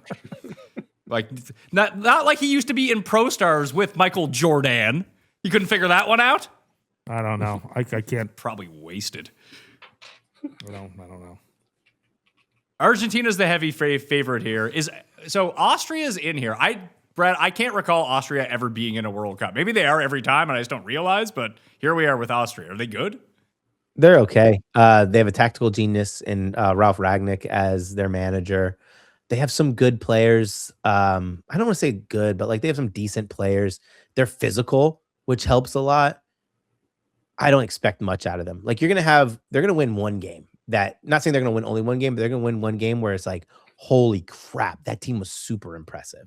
And then you're going to think about it and be like, well, that team wasn't really that good. But listen, if you like shot props, this team will shoot a lot. Marcel Sabitzer loves to shoot, and his shot props will probably be like 1.5, and you'll probably get a good price for that. Okay. John, what about Algeria and Argentina? Like, is Messi going to be starting on this team? I don't think he needs to. I mean, he already has been subbed off. He said he had muscular discomfort was his new injury they put on. So if I'm Argentina, I wouldn't start him because you don't need to against some of these teams in the group stage. But Messi being Messi, I feel like whatever he says he's going to do, he's going to do. He started the majority and played for 90 minutes of his MLS matches this season. So even with him getting older, even with him not needing to play, ultimately, I have no clue. Because if he wants to play, he's sure as hell playing. So it's a team I don't see a lot of value in Argentina as a whole because they should wipe this group. Even if he doesn't, you still got Lautaro Martinez. You still got Julian Alvarez. Nico Paz had an incredible season playing for Como. This is a stacked team. So I don't want to mess with Argentina. Seeing Algeria in here reminds me of the fact that Nigeria is not a part of this competition. No. And they are loaded. They beat Algeria when they played in the AFCON quarterfinals here. But another team that could be sneakily a little bit good, I don't know if there's enough value on them. This is a team that I think they'll finish third, Algeria, and they will get out of the group stage because Jordan's going to get run over. They're probably going to concede 4 or 5 to Algeria, and it's going to let them pump their numbers a little bit to make it past the group stage. Argentina, Brad, is the 5th favorite at 9-1 to win this. Frustrating because they're going to win this group. They're obviously going to win this group. To win the tournament, I don't think they're going to win. Like, it's just so hard to win back to back. The level of focus that you need to just win one.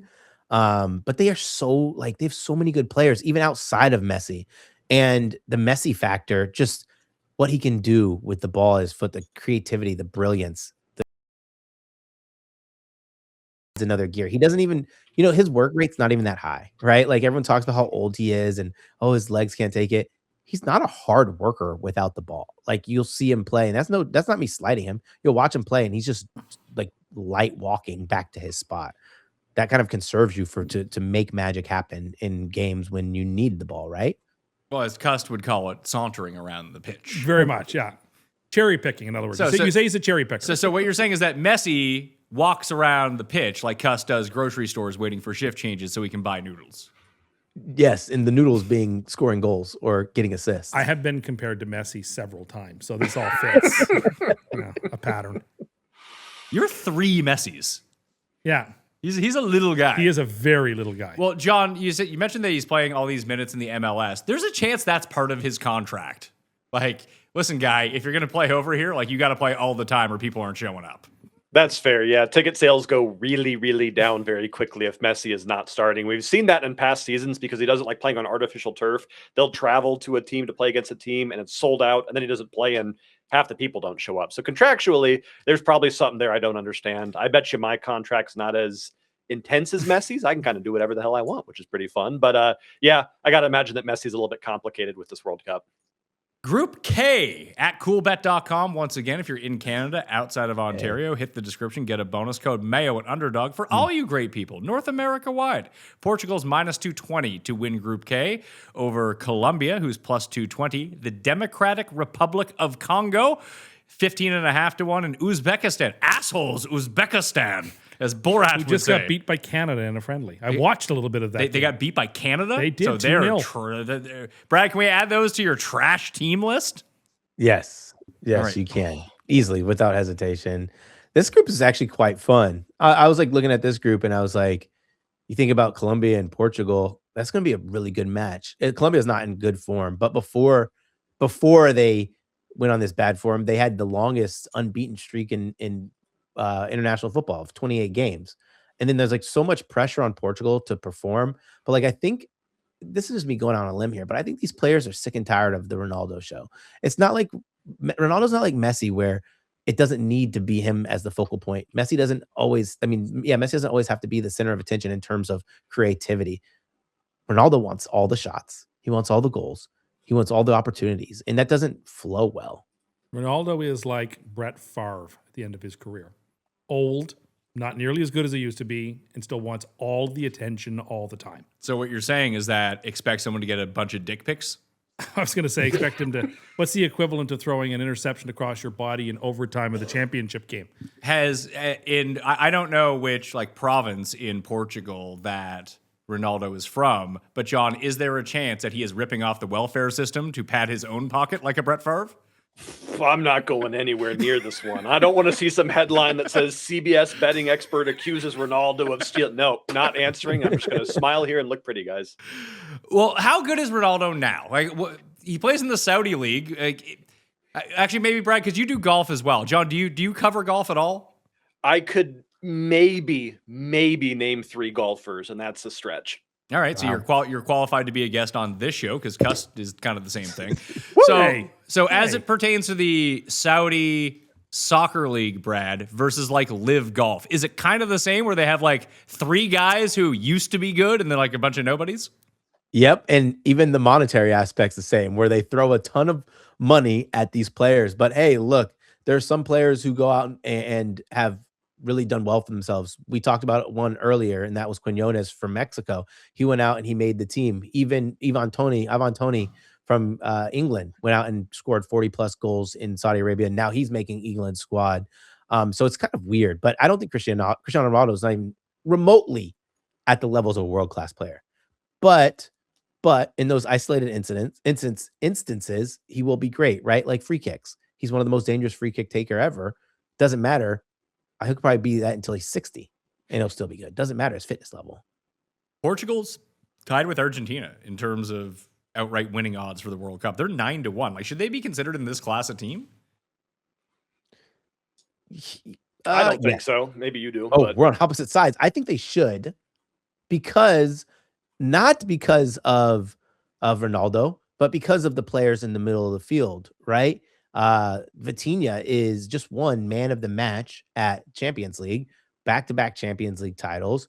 Then you have João Neves, who I thought was the man of the match for Champions League, winning back-to-back Champions Leagues. João Neves, his work rate is freaking incredible. So then you have these two little worker bees going super nuts, right? Covering space, putting bodies on people, putting their little feet on people so they can't just pass the ball around. It frees up Bruno Fernandes, who doesn't have to work hard. And I don't want to say Bruno Fernandes is not a hard worker, but when you just have a guy like Bruno Fernandes who can just focus on finding those pockets of space and then going and be creative, it makes your team that much better. And I also think sometimes this team is better with Ronaldo off the pitch. But this team is, and I didn't even talk about their defense. Their defense is good as well. And with Portugal, they're going to play on the front foot and they're going to rip. They're going to be aggressive.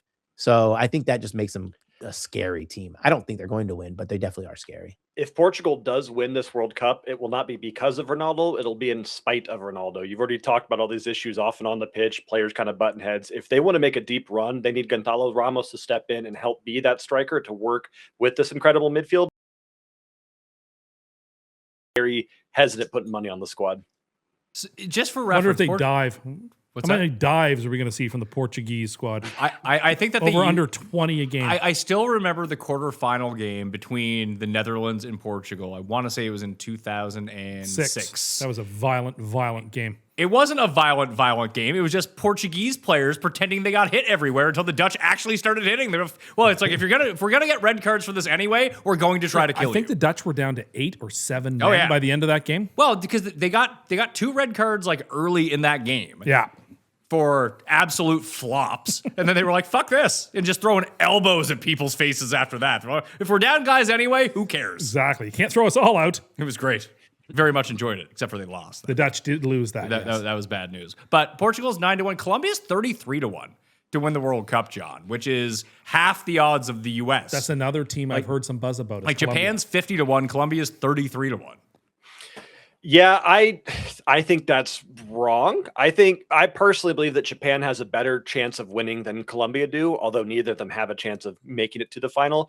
But if this was the same Colombia squad we had maybe 2 years ago, maybe a different conversation.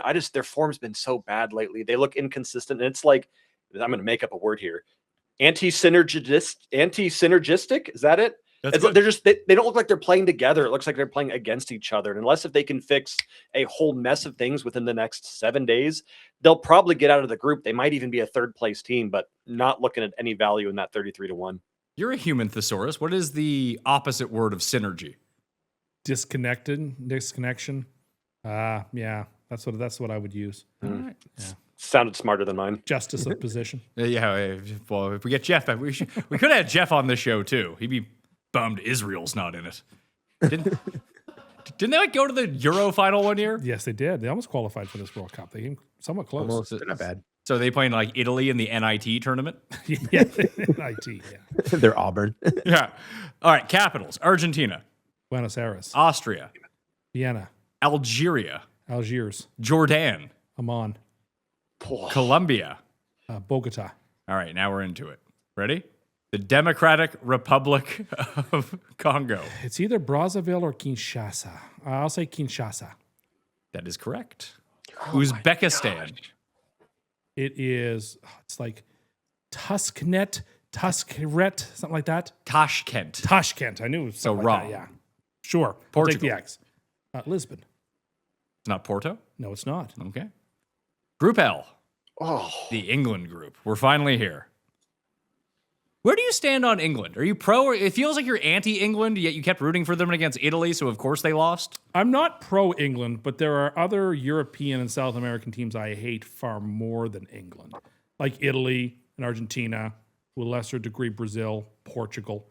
I'm not a fan of England, but I'm not like, if they were to win the World Cup, like whatever, it wouldn't bother me. It's like, it is what it is sort of thing. They're the other European team with the Dutch that I really like in terms of like going deep in this tournament, though. Well, they are the third favorite, Brad. They are 6-1 to win the World Cup, minus 285 to win Group L. Croatia's 3-1. They'll mix it up with you. Croatia.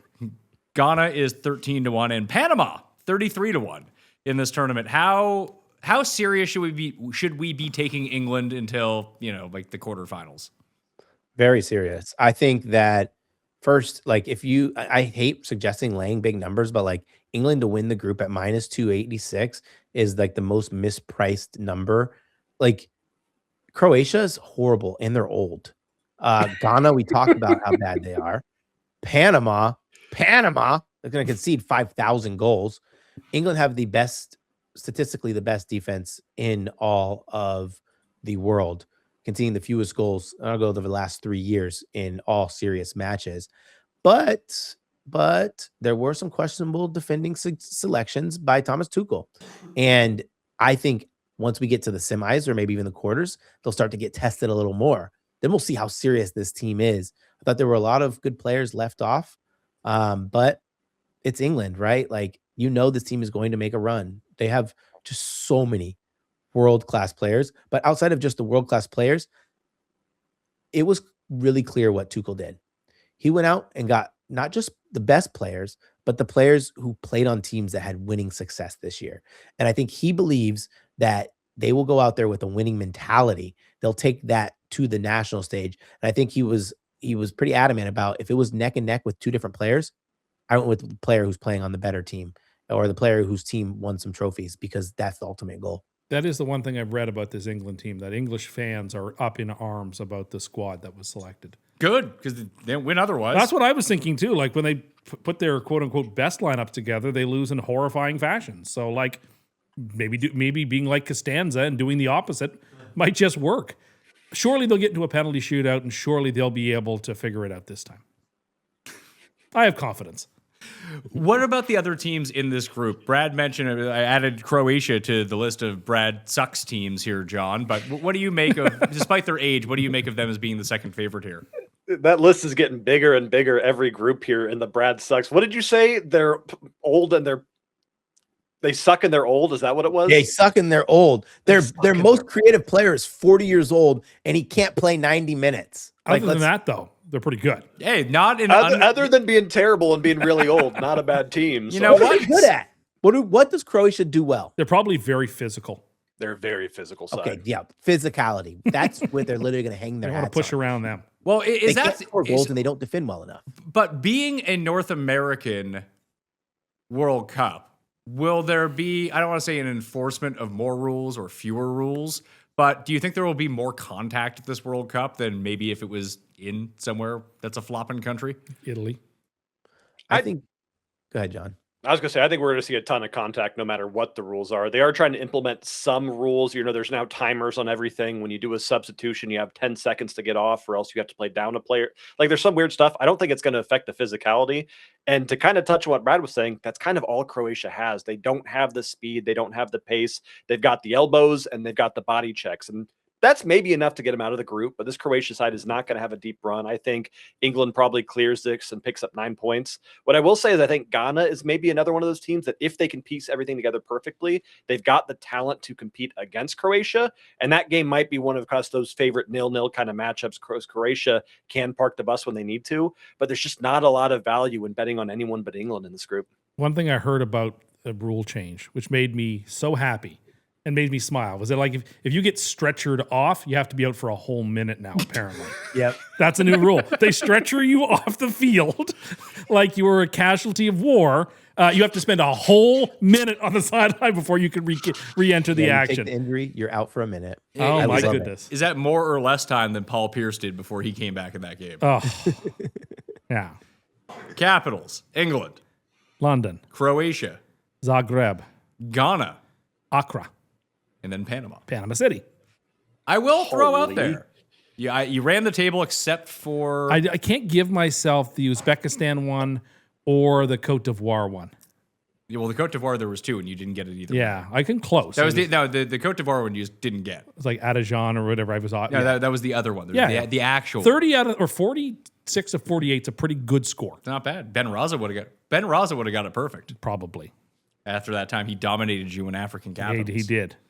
But if anyone ever needs a good vacation, Brad, I mean, you're pretty close. I mean, Indiana, John, is pretty far away. But where are you at in Florida, Brad? Are you in Miami or are you north? Orlando. You're in Orlando? So I stopped in Tampa to get there direct when flying in from up here. But Panama City is an awesome place to go to. Like Panama City. Yes. Panama City is fantastic. I love Panama City. Not Panama. Hold on, nicest sand. not Panama City Beach, Florida. Panama City, Panama.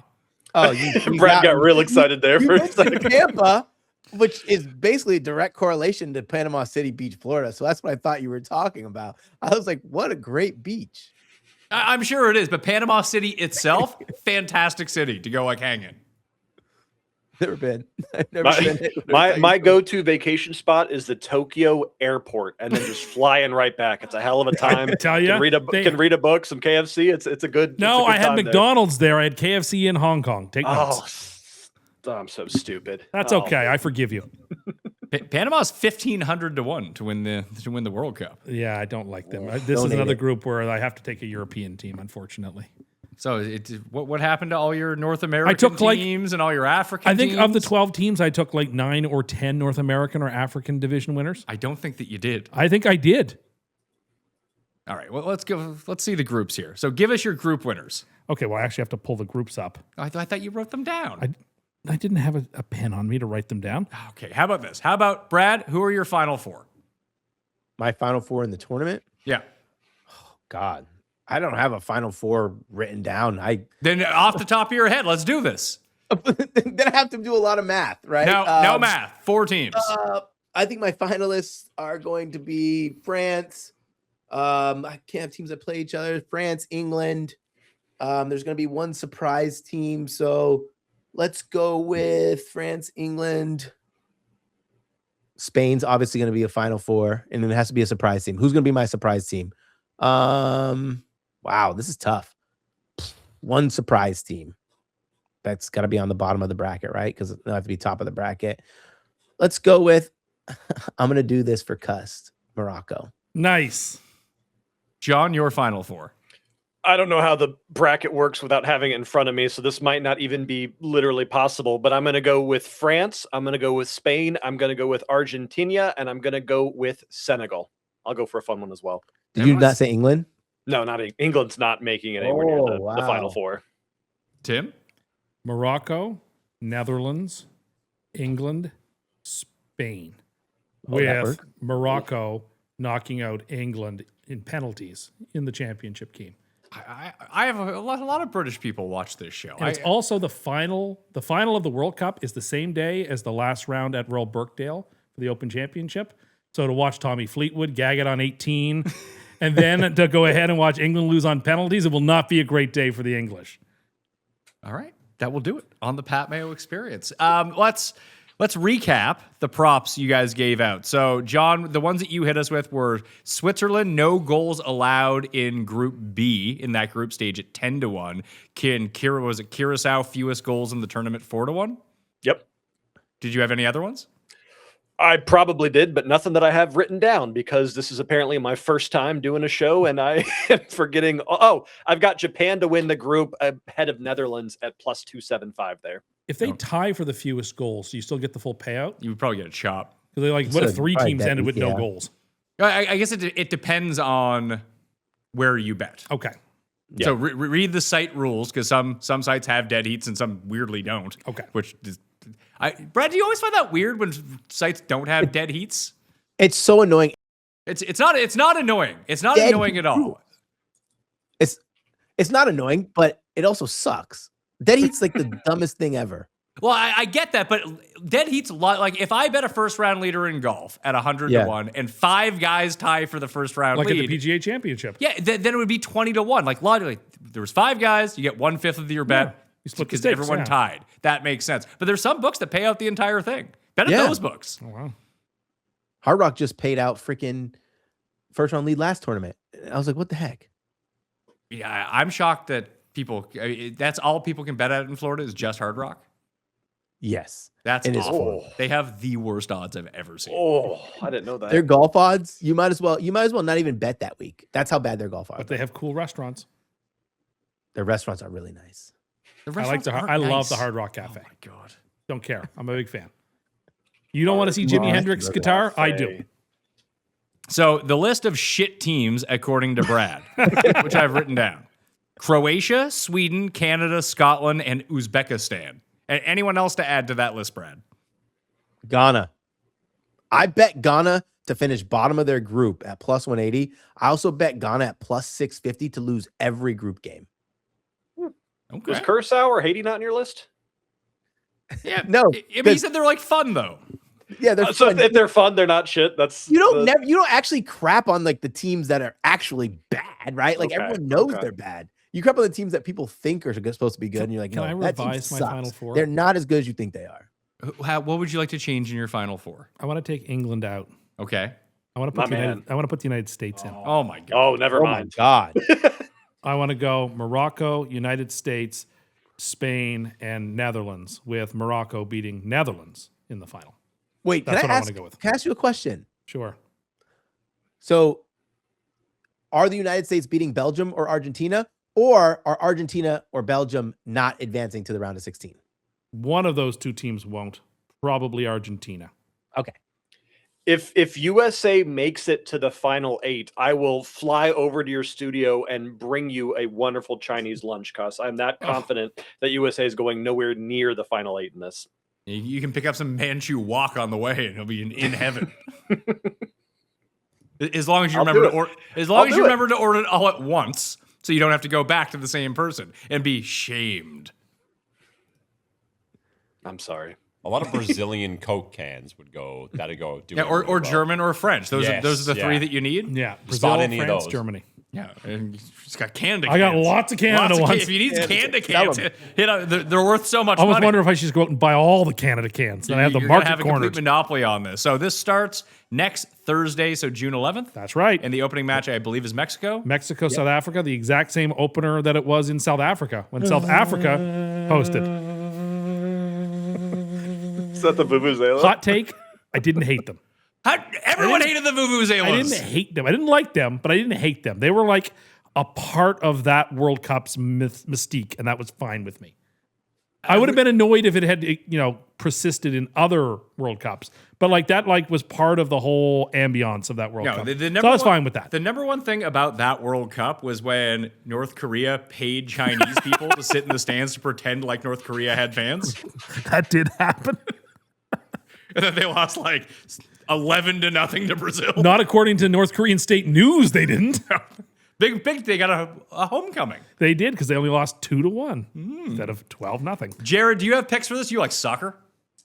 Yeah, well, I can pick. I don't know how the bracket works. I'm not going to pick a surprise team. I think Spain, France, and I'm going to go Portugal as like maybe a surprise team.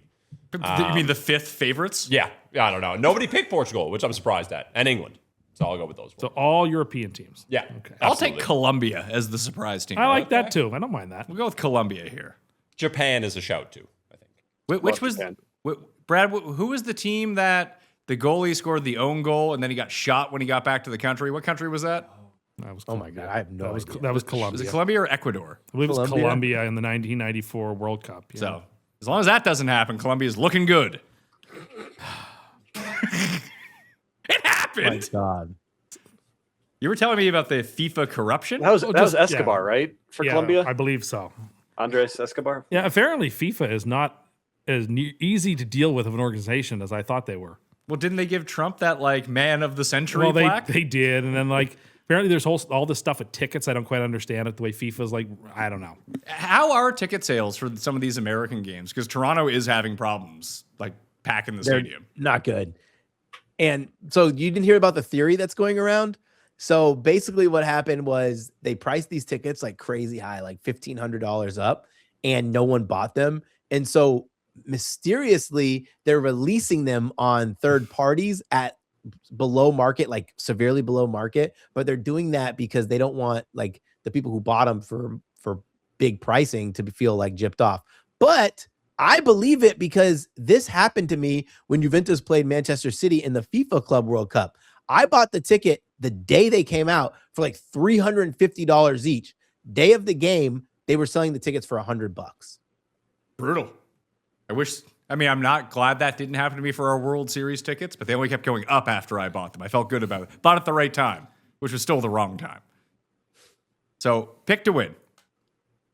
Rapid fire. Tim? Picking Morocco. Sticking with it. That was my hot take. I'm sticking with it. I'm going to pick the eighth best team in FIFA. It's not an outlandish pick. What do you think Morocco's odds are to win? 40-1. 50-1. Okay. So they're in the same realm as like Uruguay, USA, and Japan. Okay. And I have USA in my Final Four, so that's okay. I have a feeling this Final Four is not going to go great. Brad, I am taking England to win. I'm taking France. Best team on paper. They should be the favorites. If not, it's Spain. But I think France, this is their time. Also, Didier Deschamps' last World Cup. That means something. Well, John, here's the thing about France.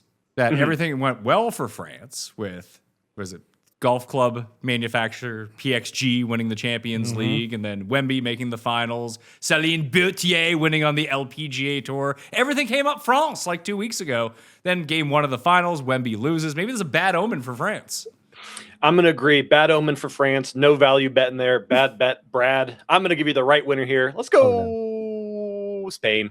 The other cop-out. Exact same odds. I'm doing nothing special here. It's the only other team that maybe can contest against France. I got to go for it. The coolest thing about France is that their away uniforms are the exact color copper of the Statue of Liberty that they gave the United States. That's a really cool little thing. Yeah, their shirts. That's neat. Awesome. Jared, you going to give us a pick? Yeah. Are you going to be like Cust and pick a team that can't win in the hopes that something crazy happens? that went to the so you can semifinals. dine out on credit for ages? No, Messi got his last time. Give Ronaldo one this year. We'll go Portugal. Oh, God. God, that would be awful. Would it? Oh, Yeah, it really would be. I do not want to see Can you imagine? He should, listen, now that he's so old and still injecting himself into the scene on the Portuguese national team, that he has so much money. And listen, dude's in great shape. Well, he looks like the Situation when Jersey Shore first came out. Like, looks fantastic. But he has so much money that they should make him do facial reconstruction surgery to that statue they made of him. Yeah, I love that statue. Portugal's only time they won a major tournament was when Ronaldo didn't play for most of the final. I'm assuming he doesn't play much in the knockout stages. I'm like, as they progress, I'm assuming he plays less. I would think the other way. Wouldn't that work? I don't think so. I think he's actually bad. I think they have 5 attackers who are going to play over him. But don't worry, in 4 years' time, he's going to be great again. Yeah, when he wins live soccer, he'll be great. When they have the World Cup in Morocco next time, which they do. Now, it's funny that you're so anti-Ronaldo here, although he is dominant in live soccer, yet the live golfer guys you think can't be beat. I am a man of contradictions. What can I say to you? Brad and John, where can people find your work? Yeah, you can find me on X at Mr. Brad Thomas. You can find my stuff on CBS Sports YouTube, also Sportsline, The Early Edge. John probably has a much more better understanding of where to find our stuff. You can find our stuff on the Sportsline website. Brad and I are both on The Early Edge, which is the morning betting show that is a sister company, child company, whatever it is, of the CBS network. And you can also find us on the Galazzo network doing World Cup coverage and live betting all throughout the summer. What was that? The Galapagos channel? Oh, no. Did I say it wrong? You said it right. Okay, no. I was like, that's the only one that... Okay, the Galazzo network over there on CBS Sports. Paramount Plus.